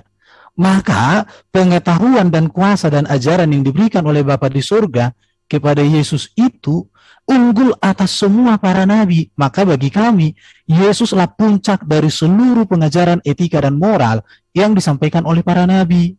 Itu yang harus saya tegaskan sama kawan-kawan semua di sini. Baru tadi dikatakan Nabi PL maksiat, Abraham. Bagi kami Abraham itu bukan nabi. Daud itu bukan nabi. Salomo itu bukan nabi, itu raja jabatannya. Nabi itu Samuel. Samuel itu nggak ada maksiat Samuel. Yesaya nggak ada maksiat Yesaya. Musa nggak ada maksiat Musa. Jadi artinya di sini premis kalian tentang nabi itu dengan Kristen itu berbeda banget. Bahkan nabi di dalam Alkitab itu tidak pernah itu berbicara untuk hawa nafsunya, kepentingannya, untuk perkawinannya, nggak pernah. Tapi dia selalu berbicara apa yang menjadi isi hati Allah Bapa di surga untuk bangsa Israel. Itu yang selalu disampaikan di situ ya. Jadi saya mau katakan sama kawan-kawan di sini, yang kita, oke lanjut dulu bro, sudah cukup lah kurasa. Tadi karena si Gufi juga mengais-ngais tentang Melkisedek ya. Melkisedek ini ya. Nama saya bukan Gofi, ulangi ya. Wafi, bukan Gofi. Dari awal Gofi terus ini. Ya, sorry. Jadi Melkisedek itu juga di Muslim kan nggak ada ya. Kalau saya tidak salah namanya juga jadi kidir dan tidak tahu fungsi atau manfaatnya apa gitu. Itu kalau di kami jelas dalam kitab Ibrani siapa itu Melkisedek itu disebutkan bahwa dia imam besar Allah, yaitulah sang firman itu. Makanya dia tidak berbapa, tidak beribu, harinya tidak berkesudahan. Nah, termasuk tentang Henok dan Elia itu juga bagi kami juga jelas siapa. Henok dan Elia dalam Wahyu 11 ayat 8, dia akan turun. Dialah yang akan menjadi saksi Kristus. Dua orang saksi Kristus itulah Henok dan Elia yang akan mencicipi kematian. Orang Yahudi tidak bisa menjelaskan ini, termasuk orang Islam. Nah, Henok dan Elia nanti turun, itulah yang akan membunuh hewan yang dari jurang itu. Dan dia akan mati di bawah salib. Nah, ini saya menduga-duga bahwa dua orang inilah yang menjadi tuduhan bahwa Isa akan membunuh babi dan mematahkan salib. Padahal itu adalah kitab Wahyu yang disalahartikan oleh Baginda. Gitu. Nah, mulai sekarang saran saya sih jangan berusaha untuk mengais-ngais apa yang dipakai sama orang Yahudi ya. Karena apa yang mereka pakai itu jauh setelah keislaman. Bukan setelah kekristenan lagi, jauh setelah keislaman. Bro, kayak lanjut, Bang. Bukan. Aku gini kan, kalau mereka protes Paulus, setahu saya dalam satu tafsir atau hadisnya orang-orang Muslim ada juga berbicara Paulus, murid-murid Hawariun ya. Cuman ada. Nanti bisa kalau kalian butuh data, ya lanjut bro. Ini, jelaskan dulu bro. Kalau mau semakin jauh dari tema ini. Bukan, kau tadi kan bahas Paulus bro, ya harus diluruskan. Sekarang kita penginjilan nih, penginjilan. Iya. Paulus ini juga ditulis dalam sosiolog Islam cendekiawan Islam yang namanya Ibnu Khaldun ya, halaman 474. Bukunya judulnya Muqaddimah. Saya tidak mau memakai lagi surat Yasin, tafsir surat Yasin ayat 14. Tapi di dalam Muqaddimah itu dijelaskan bahwa Paulus itu ketemu dengan Nabi Isa di jalan. Dan matanya buta. Kalau aku boleh share screen, akan ku share screen nih.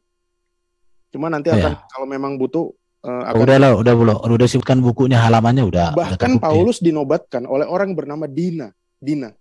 Bahkan di dalam kurung itu tulisannya apa? Tulisannya di situ adalah Hananias. Sama seperti apa yang ditulis dalam Alkitab. Nah, saya aneh. Mengapa tokoh yang besar seperti Ibnu Khaldun, universitasnya ini ada di Bogor loh. Kalau Universitas Zuma ini belum ada. Nah, artinya apakah berkapasitas mana? Zuma atau Ibnu Khaldun?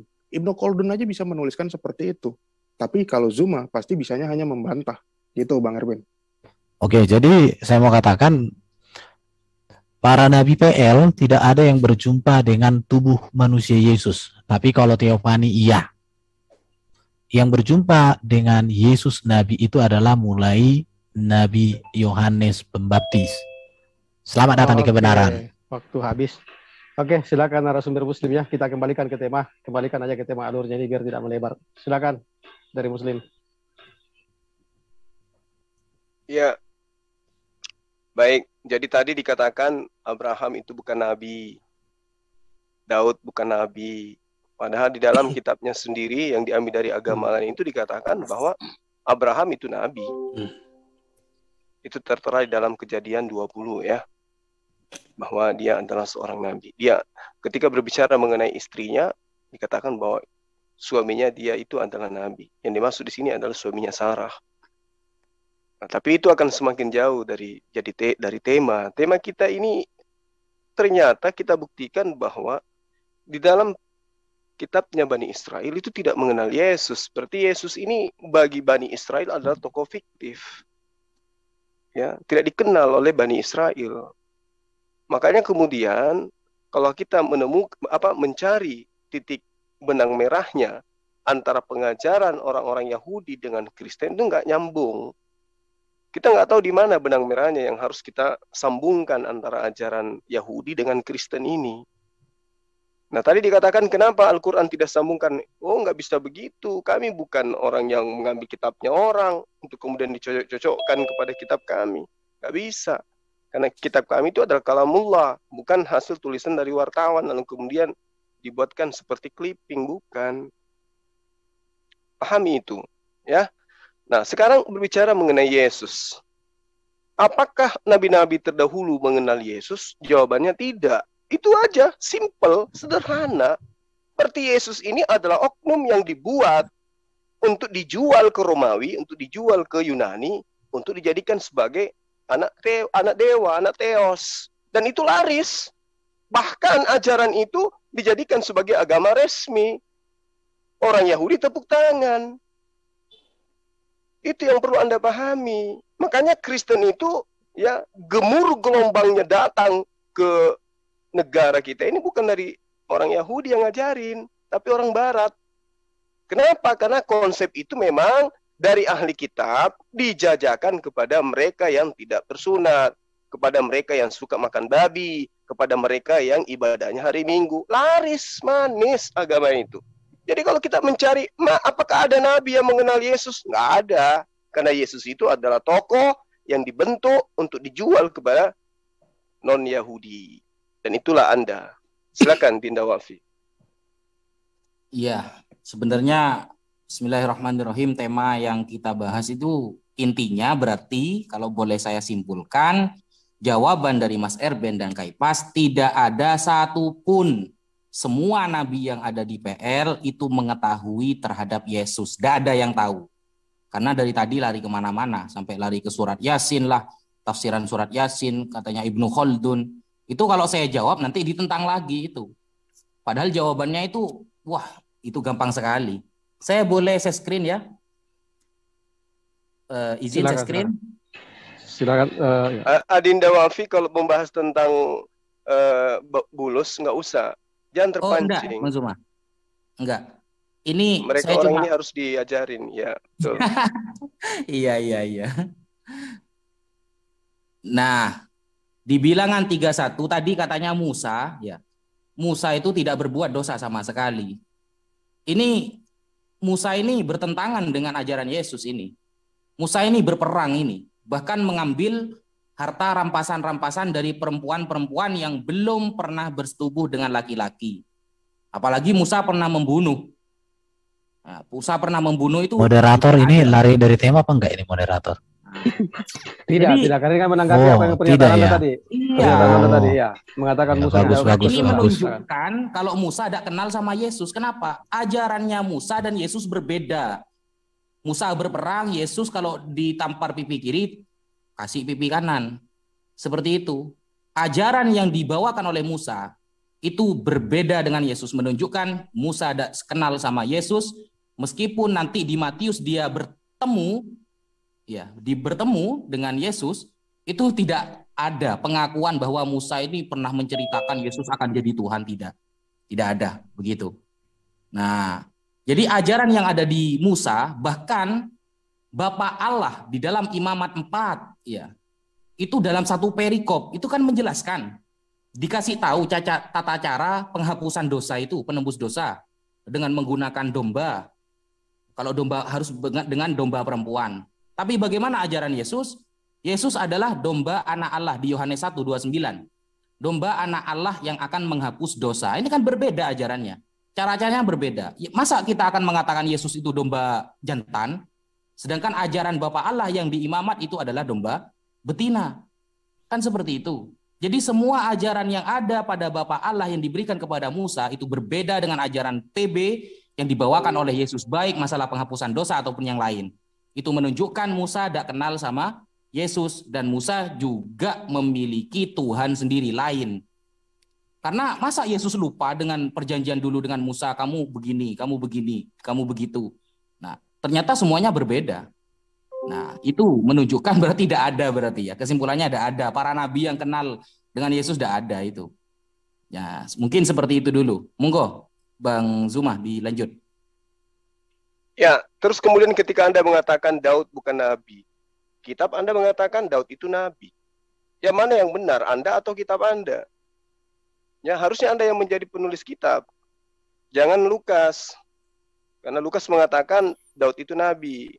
Gitu loh Saudara Cepas. Lantik aja si Saudara Erben ini jadi pengarang kitab. Karena kitab Anda saja dibantah. Kisah Para Rasul 2 nomor 30, Daud adalah seorang nabi. Kayak mana itu? Jauh dari tema. Betul. Temanya dong, kembali ke tema dong. Oke, waktu habis. Silakan aja, langsung aja lempar ke pihak Kristen. Saya tidak intervensi di sini. Silakan aja, langsung. Oke, boleh share screen nggak? Bisa di share screen dong, pause. Oke, sebentar.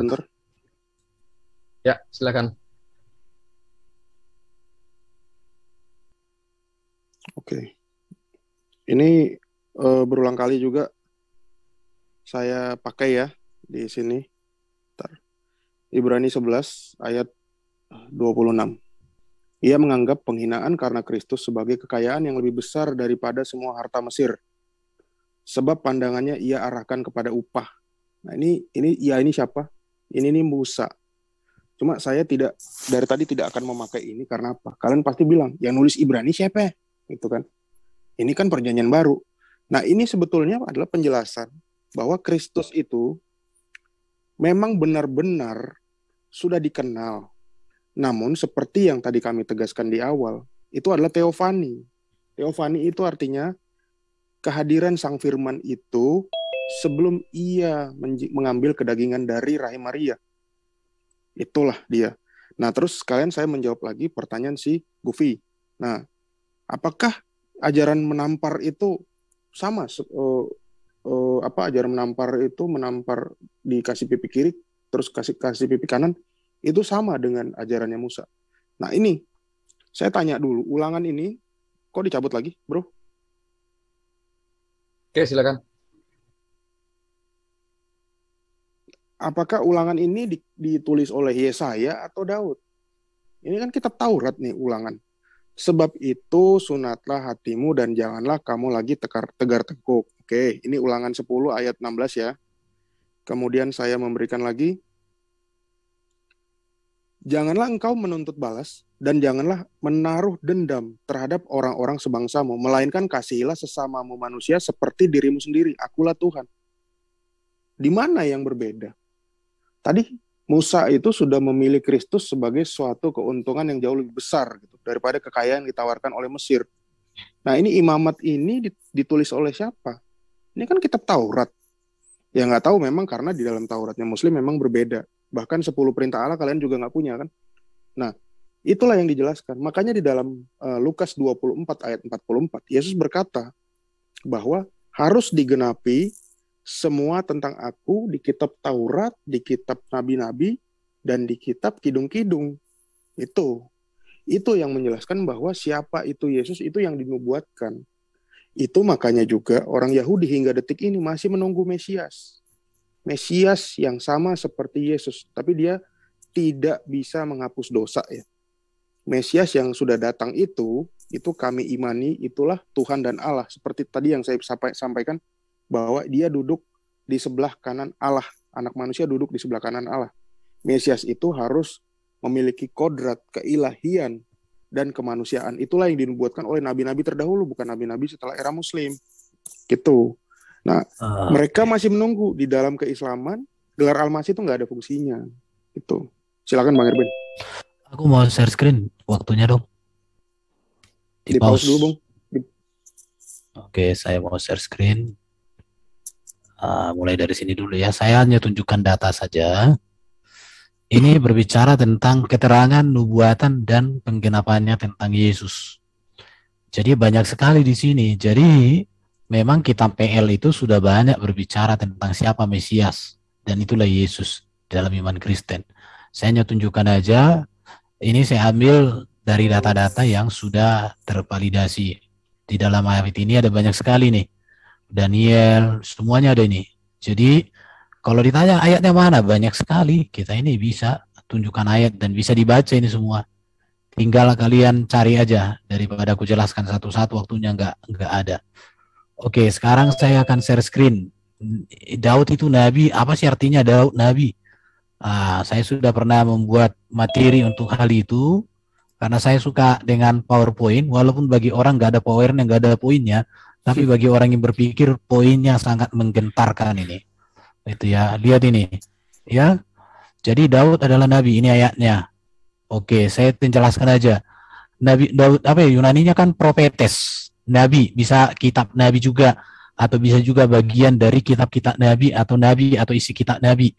Nabi atau kitab nabi ini kalau di dalam interlinear Yunani Indonesia. Maka profetes ini artinya orang yang memiliki kemampuan dan memberitahukan kejadian masa depan. Jadi bukan jabatan ya. Jadi orang Kristen membedakan jabatan Nabi dengan karunia Nabi. Dari pengertian tersebut, pernyataan Petrus dalam Kisah Rasul 2 ayat 9:30 tentang Daud sebagai seorang nabi adalah benar sebab Daud menulis tulisan-tulisan yaitu kitab Mazmur. Tidak semua kitab Mazmur, tetapi sebagian tulisan Daud. Kitab Mazmur itu memiliki kaitan dengan kitab para nabi. Daud diberikan Tuhan memiliki kemampuan melihat kejadian masa depan serta memberitahukannya. Maka disebut dia nabi. Jadi bukan jabatan ya. Jabatan nabi itu nggak mungkin dia. Baru bukti-bukti dapat Daud disebut sebagai seorang nabi. Daud menulis kitab Mazmur yang merupakan bagian dari kitab-kitab para nabi. Daud diberikan Tuhan melihat kemampuan untuk kejadian masa depan serta memberitahukannya. Contohnya ini saya tunjukkan ya. Mazmur 132, Tuhan telah menyatakan sumpah setia kepada Daud. Mazmur 110 ayat 1, 2 Samuel 7 ayat 12, 16 dan seterusnya itu ya. Oke, saya tunjukkan aja. Ayat ini merupakan nubuat tentang Mesias yang akan datang sebagai keturunan Daud untuk memimpin sebagai raja segala raja. Ini berbicara kedatangan yang kedua. Oke, kesimpulannya dari pengertian tersebut maka Daud dapat disebut sebagai nabi tetapi bukan dalam makna bahwa Daud memiliki jabatan sebagai nabi sebab Daud jabatannya adalah raja. Daud mengetahui dan memberitahukan kehadiran sang Mesias, raja bangkit dari antara orang mati. Itulah Yesus. Jadi Daud seorang raja. Oke, saya tunjukkan aja. Oke. Haleluya.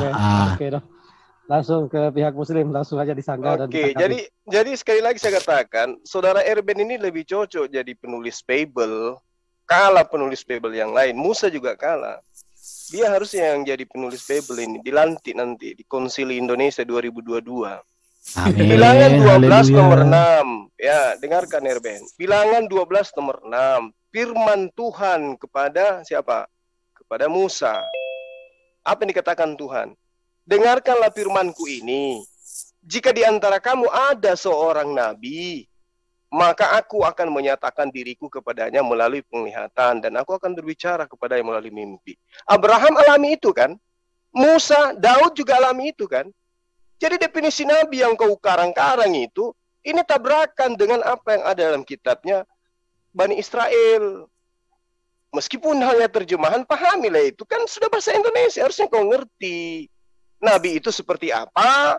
Sesuai dengan firman Tuhan yang ada di dalam kitabnya Bani Israel. Jangan kau ngarang sendiri. Karena ini ada data. Dan kita juga belajar tentang itu. Oke? Nah, sekarang ketika Anda mengatakan, apakah nabi-nabi bercerita tentang Yesus? Mana nabinya yang menceritakan bahwa Tuhan akan berubah menjadi manusia, kemudian manusia itu akan bangkit, lalu kemudian dia menjadi Tuhan? Di mana itu tertera? Nabi mana yang menceritakan itu? Jangan-jangan Nabi Luga lagi. Jadi kita belum menemukan poin itu. Ya, kita belum menemukan poin itu. Apakah Nabi terdahulu mengenal Yesus? Nggak ada Nabi yang mengenal Yesus. Kalau Anda mengatakan segala sesuatu yang tertulis di dalam kitab para Nabi, Yesaya, Mazmur, dan seterusnya, Torah, akan tergenapi. Sekarang buktikan aja dulu. Mazmur 91 itu tadi yang kalian ingkari itu. Di situ Yesus sebagai anak Tuhan. Nah, apa nubuatan Tuhan kepada anak Tuhan di dalam Mazmur 91? Bisa enggak dia kena panu? Tidak, apalagi dibunuh. Berarti ketika digenapin apa yang ada di dalam Mazmur 91, maka mustahil Yesus itu disalib. Mustahil juga kalau dikatakan di dalam Yesaya 45 nomor 6, mustahil juga Yesus itu adalah Tuhan. Yesaya 43 nomor 10, mustahil juga Yesaya itu bercerita bahwa Tuhan dibentuk menjadi manusia. Ya, nggak ada itu cerita bahwa Yesus itu diceritakan dia adalah firman menjadi manusia. Mana coba? Tidak ada. Yesaya 55 nomor 11 malah menerangkan ketika Tuhan menghendaki sesuatu, maka firman keluar dari mulutnya. Bukan firman itu keluar dari mulut Pagina, bukan. Tapi dari mulut Tuhan. Lalu kemudian Mazmur 33 nomor 9, ketika Tuhan menghendaki sesuatu, dia hanya memerintahkan, maka semua itu ada. Dia hanya berkata, maka semua itu jadi. Lah, kok Tuhan jadi manusia, firman jadi manusia? Gimana ceritanya tuh? Firman Tuhan menjadi manusia, kalam Allah menjadi manusia. Bukan kehendak Tuhannya yang menjadikan segala sesuatu itu ada. Ya, jadi kita belum menemukan itu. Ini sudah 1 jam lebih. Silakan Dinda Wafi. Ya, bismillahirrahmanirrahim. Jadi sebenarnya saya masih bingung dengan jawaban kalian ini. Berarti kan tidak ada sama sekali nabi yang mengenal Yesus itu padahal Tuhan loh. Tuhan yang katanya dinubuatkan akan turun ke bumi, ternyata ada yang menceritakannya. Itu hanya nubuatan-nubuatan versi tafsiran Anda semua kan. Yang Anda tampilkan itu banyak sekali. Memang banyak ayatnya, tapi tafsiran Anda cabang pribadi. Abraham aja tidak diakui jadi nabi itu loh. Padahal di Kejadian 20, butir ke-7 sudah jelas. Kembalikanlah istri orang itu sebab dia seorang nabi. Kemudian Daud juga ditentang. Padahal ayatnya sudah jelas. Ayat yang jelas masih ditafsiri. Oke, kalau memang mau tafsir-tafsiran, saya katakan Daud itu Tuhan loh. Tuhan Daud itu, bukan Nabi. Kenapa? Mazmur 18, butir 50, 51, dengan tegas mengatakan ia menguraikan keselamatan yang besar kepada raja yang diangkatnya, dan menunjukkan kasih setia kepada orang yang diurapinya. Nah, Daud juga Mesias, diurapi. Makanya di original teksnya, dalam Mazmur itu, arti diurapi itu kan limsiho, akar katanya masakha, kalau bahasa Arabnya al-masih, artinya yang diurapi. Berarti kalau main tafsir-tafsiran, saya berani mengatakan Daud itulah yang Tuhan. Bukan Mesias yang Anda katakan Yesus itu. Kan seperti itu. Coba kalau ayatnya sudah jelas, sudah bertentangan dengan doktrin, pasti akan Anda mengatakan ini perumpamaan. Tapi kenapa ayat-ayat yang cocok dengan doktrin Anda mengatakan ini ayat yang jelas? Standarnya itu kan tidak ada, begitu. Berarti jawaban Anda tidak ada sama sekali dari awal. Padahal ini Tuhan loh yang mau turun itu. Ternyata Nabi tidak ada yang menceritakan kepada umatnya itu. Tidak ada berarti ya, nabi-nabi itu. Dan ayat-ayat yang sudah jelas dikatakan dia nabi ternyata bukan Daud nabi tapi bukan nabi sesuai apa namanya itu PowerPoint yang dibawakan Mas Erben barusan. Itu pemahaman siapa itu Mas Erben? Anda memahami seperti itu pemahaman siapa itu? Konsili yang keberapa itu? Apa konsili Bali 2 minggu yang kemarin?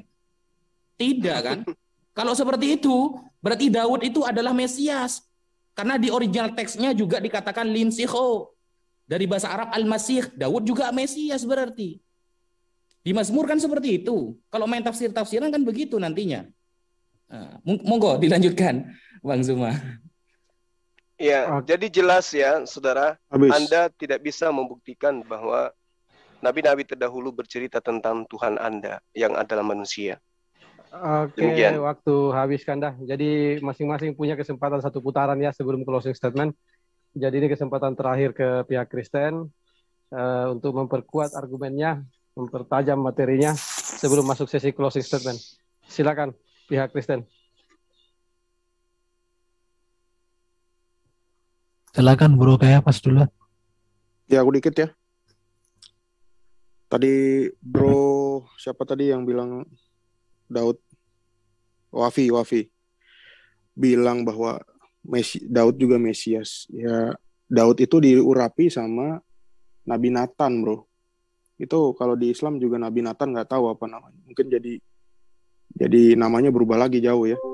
Tapi kalau Yesus itu jelas di dalam Yesaya 61, Roh Tuhan Allah ada padaku, oleh karena Tuhan telah mengurapi aku. Ini yang ngurapi dia langsung adalah Allah itu sendiri, Tuhan yang huruf besar ya. Ia mengutus aku untuk menyampaikan kabar baik kepada orang yang sengsara, merawat orang yang remuk hati, untuk memberitakan pembebasan kepada orang-orang tawanan, dan kepada orang-orang terkurung kelepasan dari penjara. Nah ini kalau di kitab Septuaginta, ini ada satu kata yang dihapus sama Masoretic Text ya, yaitu menyembuhkan mata orang yang buta. Ini juga ada di Muslim juga nih. Isa menyembuhkan mata orang yang buta. Makanya di kitab Lukas, itu Lukas mengutip kalimat ini secara terperinci. Jadi itu perbedaannya, bro. Nah, teringat lagi tentang apa ya? Oh ya, satu lagi koreksi buat bro siapa? Bro Wafi tadi. Yohanes itu adalah sepupu Yesus ya, bukan muridnya. Tadi bro salah ucap itu. Udah Bang Erben dilanjutkan, aku sih itu aja ya, karena kita berusaha menggali topik yang lebih dalam. Mereka hanya berkutat di dalam kitab-kitab kita saja, tidak berani mengutip dari kitab mereka, Bang. Lanjut, Bang. Ya nggak apa-apa bro, karena memang tidak ada nabi di kitab mereka yang mengenal Yesus atau menubuatkan Yesus. Jadi tidak apa-apa, wajar itu mereka tidak mau membahas itu. Kalau ada nabi yang menubuatkan Yesus di dalam kitab mereka, maka mereka. Jadi hal ini menegaskan bahwa memang kitab kita tidak ada hubungan dengan saudara muslim ini. Dan Isa yang mereka klaim juga dengan yang lain-lain itu nggak ada hubungan dengan kitab kita. Itu penegasan yang bisa kita dapat dari setiap jawaban-jawaban mereka.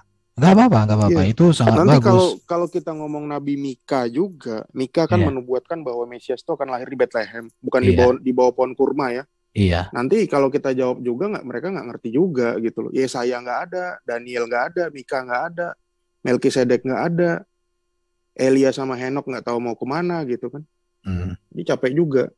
Baru untuk kawan-kawan ini, saya sudah tegaskan bahwa Tuhan Yahweh jadi manusia itu tidak ada, tapi firman-Nya yang jadi manusia.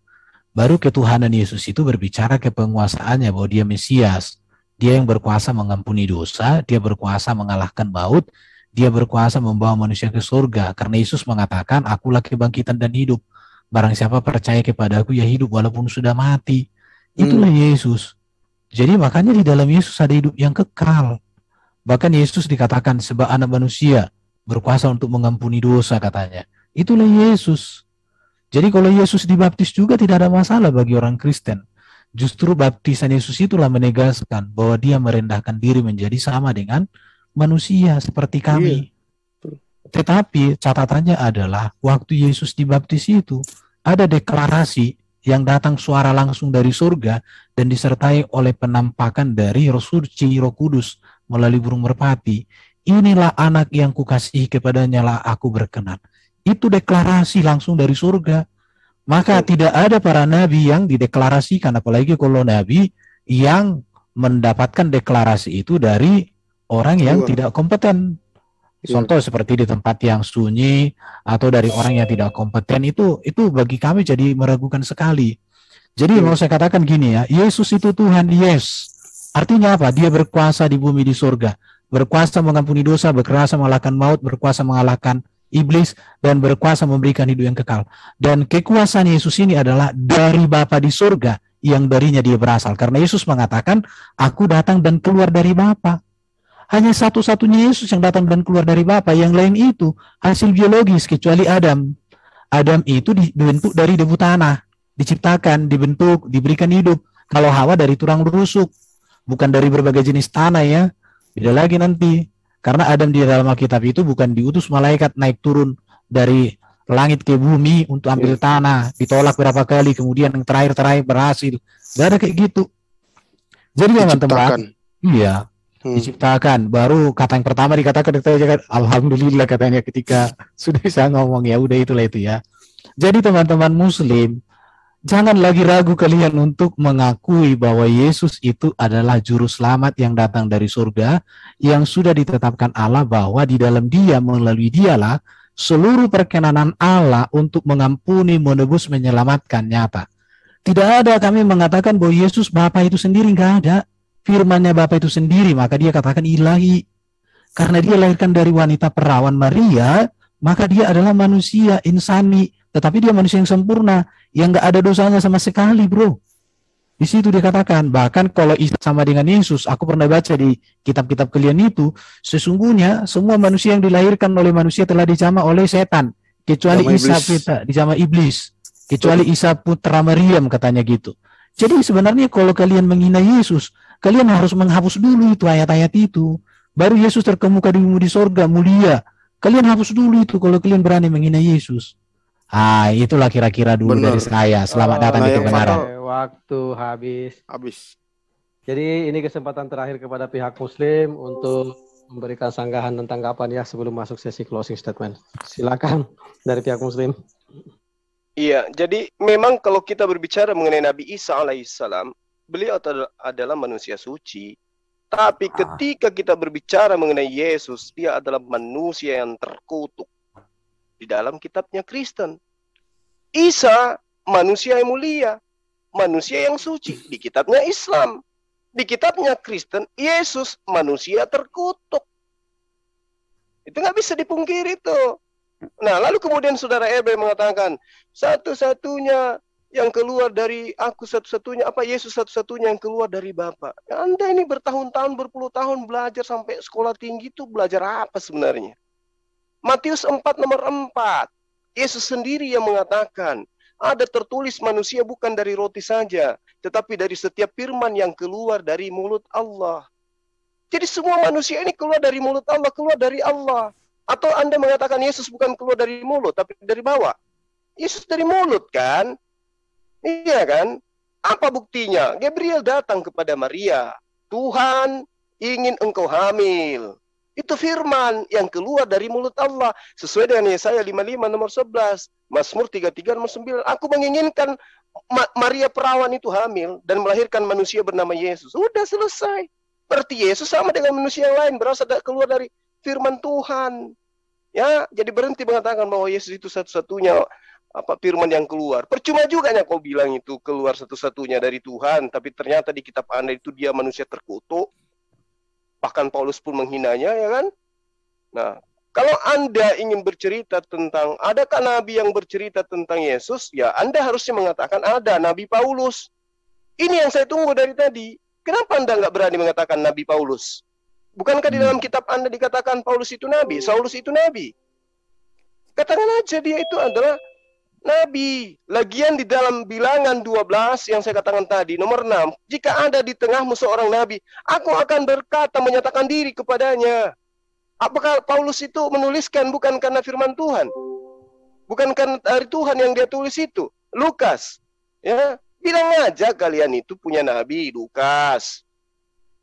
Markus. Paulus. Itulah nabi-nabi kalian. Nah, sesi berikutnya kita akan buktikan apakah betul mereka ini nabi Tuhan atau nabi palsu, kan gitu. Akui penulis kitab kanonik itu nabi yang menceritakan tentang Tuhan kalian yang datang dalam rupa manusia, mati dibunuh manusia. Akui itu. Karena kalau kalian mencari di perjanjian lama kitabnya Bani Israel, tidak akan Anda temukan. Tidak akan Anda temukan. Kecuali sosok nabi yang diselamatkan, yang tidak mungkin kemudian mati, yang diangkat. Karena malaikat datang menantang di tangannya. Nah, itu baru Yesus. Tapi kalau yang dikatakan mati dan ini, oh itu dewanya orang yang Romawi itu yang dijual itu. Makanya saya katakan, kalau Anda ingin mengatakan, nabi mana yang menceritakan tentang Yesus datang dan rupa manusia, dia adalah Tuhan yang mengambil rupa manusia, mengosongkan diri dan seterusnya. Katakan, Nabi Saulus dari Tarsus. Nah, itu baru jantan. Silakan Dinda Wafi.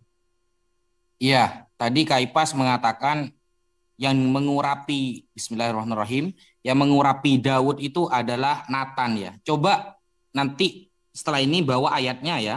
Kalau bisa dengan original teksnya, bahwa Nathan pernah mengurapi Daud. Anda mengatakan saya salah barusan. Ya, bahwa Anda mengatakan yang mengurapi Daud adalah Nathan. Itu coba bawa Samuel. ayatnya ya. Ya. Nah, kan salah kan? Nah, kalau salah itu nggak usah seperti itu, Mas. Ya, sampean mengatakan saya salah ngomong, ternyata Anda salah dari tadi. Nah, manggil nama saya saja dari tadi Anda salah kok, kan seperti itu. Nah, jadi jelas kalau Anda mengatakan Nathan pernah mengurapi Daud, itu pembohongan besar. Tidak ada ayatnya itu. Kemudian di Lukas ya, di Lukas kan jelas itu. Yesus juga dibaptis. Ngapain dibaptis Yesus itu? Coba jelaskan, apa gunanya pembaptisan itu apa? Kok sampai Tuhan juga ikut dibaptis itu loh. Jadi dari awal sampai akhir tidak ada satupun jawaban yang mengena dari tema ini bahwa para nabi sama sekali tidak mengenal Yesus. Nah, kalau cuma hanya juru selamat Yesua ya dalam original teksnya itu, ya Yahya juga disebut Yesu. Dalam Ibraninya kan seperti itu. Juga bisa disebut dengan juru selamat. Makanya kalau sampean ingin menafsiri sesuai dengan PowerPoint yang Anda bawa, betul kata Bang Zuma, konsili lagi, diurapi lagi kitab Anda itu. Karena tidak sesuai dengan pemahaman yang ada sesuai dengan original teks. Nah, kenapa kita kok selalu membawakan kepada original teks? Karena terjemahan yang sekarang LAI itu udah ketemu alur ngawurnya, ngawur itu banyak yang ngawur itu. Makanya harus ada konsili lagi. Kalau bisa di Bali konsilinya, biar enak seperti itu. Jadi langsung benar nanti, tidak ada konsili lagi. Jadi dari tadi tidak ada jawabannya, itu tidak ada ya, tidak ada. Bahkan ketika Kaipas mengatakan saya salah bicara, ternyata Anda juga salah bicara sekarang. Coba buktikan satu ayat saja yang mengatakan Nathan pernah mengurapi Daud. Anda salah bicara. Seperti itu. Monggo, Bang Zuma. Nah, tadi juga Anda mengatakan cuma Yesus yang diurapi langsung oleh Tuhan. Ini Anda belajar di mana sih kalian ini? Ya, Kores itu juga diurapi langsung oleh Tuhan. Yesaya 45 nomor 1. Yesaya juga diurapi langsung oleh Tuhan. Yesaya 61 nomor 1. Jadi itu kan ayat yang saya kutip. Sabar, tidak usah dipotong. Ya, tinggalkan ajaran yang membuat kalian kayak begini, jadi bulan-bulanan oleh kitab kalian sendiri gitu loh. Kores itu diurapin. Waktu habis berundah. Oke, sebelum masuk sesi closing statement ya, kita kembali ingatkan bahwa acara ini disiarkan secara live di beberapa channel Muslim, yaitu Pengabat Debat Lintas Agama, Debat Hebat, Basin Media, Debat Panas, Naja Media, Yusuf PI, dan Penegak Islam. Dan masih banyak lagi ya, saya tidak sempat sebutkan satu persatu. Juga di channel Kristen ada Family in Christ Channel, Family in Christ Official, Erben Channel, dan Teolog Kontekstual, serta Buah Sulung Aderion. Silakan di-subscribe dan tinggalkan komentar positif.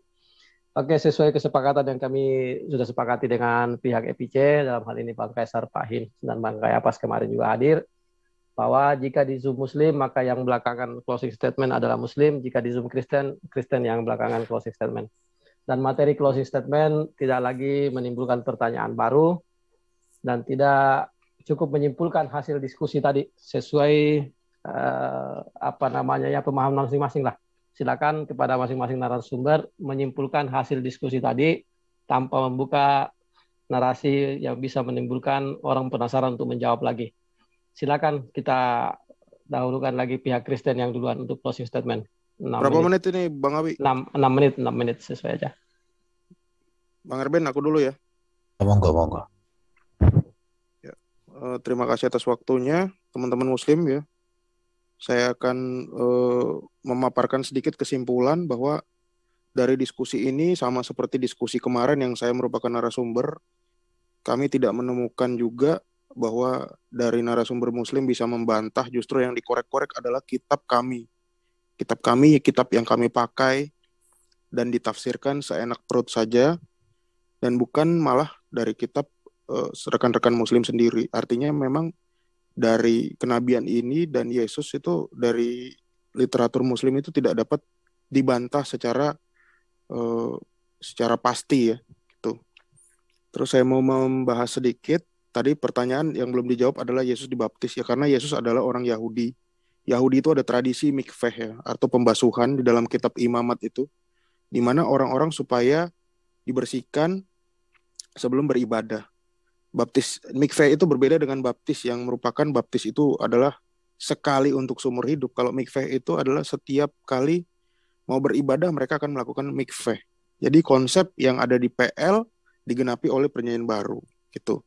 Terus kitab apa tadi yang dikutip mengenai roh Tuhan ada padaku, itu kan roh Tuhan itu ada dalam diri Yesus ya.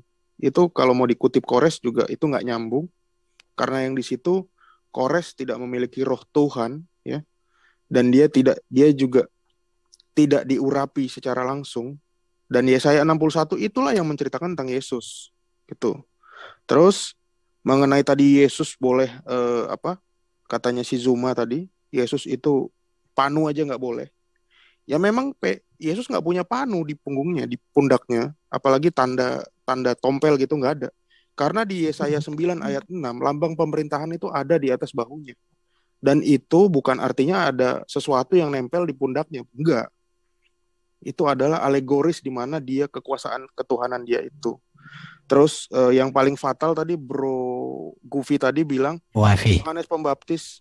Oh ya, salah lagi. Yohanes Pembaptis itu adalah murid Yesus. Yohanes Pembaptis itu bukan murid Yesus, bro. Ini saya mengikuti debat Anda dengan Sofiatol beberapa minggu lalu ya. Anda juga bilang kok Yohanes Pembaptis nulis kitab, kalau nggak salah itu fatal. Makanya saran saya biar kompak, kalian lebih baik melakukan muktamar dulu untuk berdiskusi dengan kami gitu. Jadi waktu ini tidak terbuang, partisipan yang nonton itu juga nggak kecewa gitu, itu bro. Silakan Bang Erben, terima kasih atas waktunya. Oke, jadi saya juga mau luruskan yang dibilang, Yesus memang mati seperti cara mati orang terkutuk. Tetapi yang harus diketahui adalah bahwa Yesus mati bukan karena dosanya. Karena berdasarkan pengakuan Herodes, Pilatus, bahkan orang-orang yang menyalibkan dan orang yang disalibkan bersama dengan dia, menegaskan hal itu bahwa Yesus tidak berdosa. Tetapi yang harus diingat lagi bahwa melalui kematian Kristus itu terjadi penebusan keselamatan bagi manusia. Pertanyaannya, bagaimana dengan kematian Nabi yang setelah Yesus yang diagungkan oleh pengikutnya? Apakah itu berdampak bagi hidupnya? Ya, itu menjadi pertanyaan, begitu ya. Tetapi Yesus jelas berdampak, dan itu saya alami secara pribadi dalam diri saya. Alkitab kami ini adalah kitab yang luar biasa. Saya katakan kitab paling sempurna di dunia. Kenapa? Karena bisa dibuktikan dari sejarah. Beda dengan kitab yang lain, kalau dibandingkan dengan sejarah nggak bisa ngapa-ngapain. Tetapi kalau orang katakan kitab kita ini ngaur, ada tadi mengatakan kita ngaur, menurut saya karena nggak sampai ke sana ilmunya. Baru tadi kalau dikatakan kami tidak menjawab, sebenarnya kami sudah jawab semua. Cuma jawaban kami itu tidak sesuai dengan apa yang kalian inginkan. Karena kalian menginginkan kami menjawab seperti keinginan kalian. Sementara pertanyaan kami, kalian tidak ada jawab dan tidak mau kalian untuk menjawab atau mengangkat kitab kalian sendiri. Saya juga heran dengan kalian. Seharusnya kan kitab yang detail dan sempurna itu beranilah kalian bawa di sini untuk kita tanya. Tetapi dari tadi kalian bilang malah kita nggak bahas Quran, kita bahas Alkitab. Ya terima kasih, saya harus menegaskan berarti para nabi tidak ada di dalam Quran. Dan saya bersyukur akan hal itu supaya menegaskan bahwa memang Quran ini bagi saya berarti kitab yang datang sekitar 600 tahun setelah Yesus dan tidak ada hubungan dengan Yesus, dan ribuan tahun setelah Musa, atau komplit lah 600 tahun setelah kitab PL dan PB komplit. Dan saya menghargai bahwa ini kitab berasal dari Allah yang baru, Nabi yang baru, malaikat yang baru, dengan ajaran yang baru. Dan mulai hari ini kalian gak usah hubung-hubungkan lagi kitab Quran dengan kitab kami. Biarlah Quran berdiri sendiri, tetapi kalau mau berdiri dengan hadis ya silahkan ya. Tetapi dengan hadis pun nanti dengan tafsir dan semuanya urusan kalian lah itu ya. Dan yang terakhir saya mau katakan, tidak ada lagi yang layak menjadi teladan dibanding Yesus dalam sejarah dunia ini. Dia datang dari surga, hidup di dunia dengan sempurna, seluruh karyanya, ajarannya menjadi teladan patokan untuk semua hal yang baik dan yang benar, dan dia sekarang sudah di surga menyediakan tempat bagi orang yang percaya, dan dia datang nanti di akhir zaman menjadi raja segala raja, hakim yang adil di dalam kerajaan surga, di mana kami hidup seperti malaikat, tidak ada pesta yang lain-lain di sana. Jadi untuk semua para pemirsa, jangan ragu lagi untuk percaya kepada Yesus, karena tidak ada lagi teladan yang lebih tinggi, lebih agung, lebih benar daripada Yesus itu sendiri. Terima kasih. Oke, Amin. terima kasih Bang Erben, tepat waktu.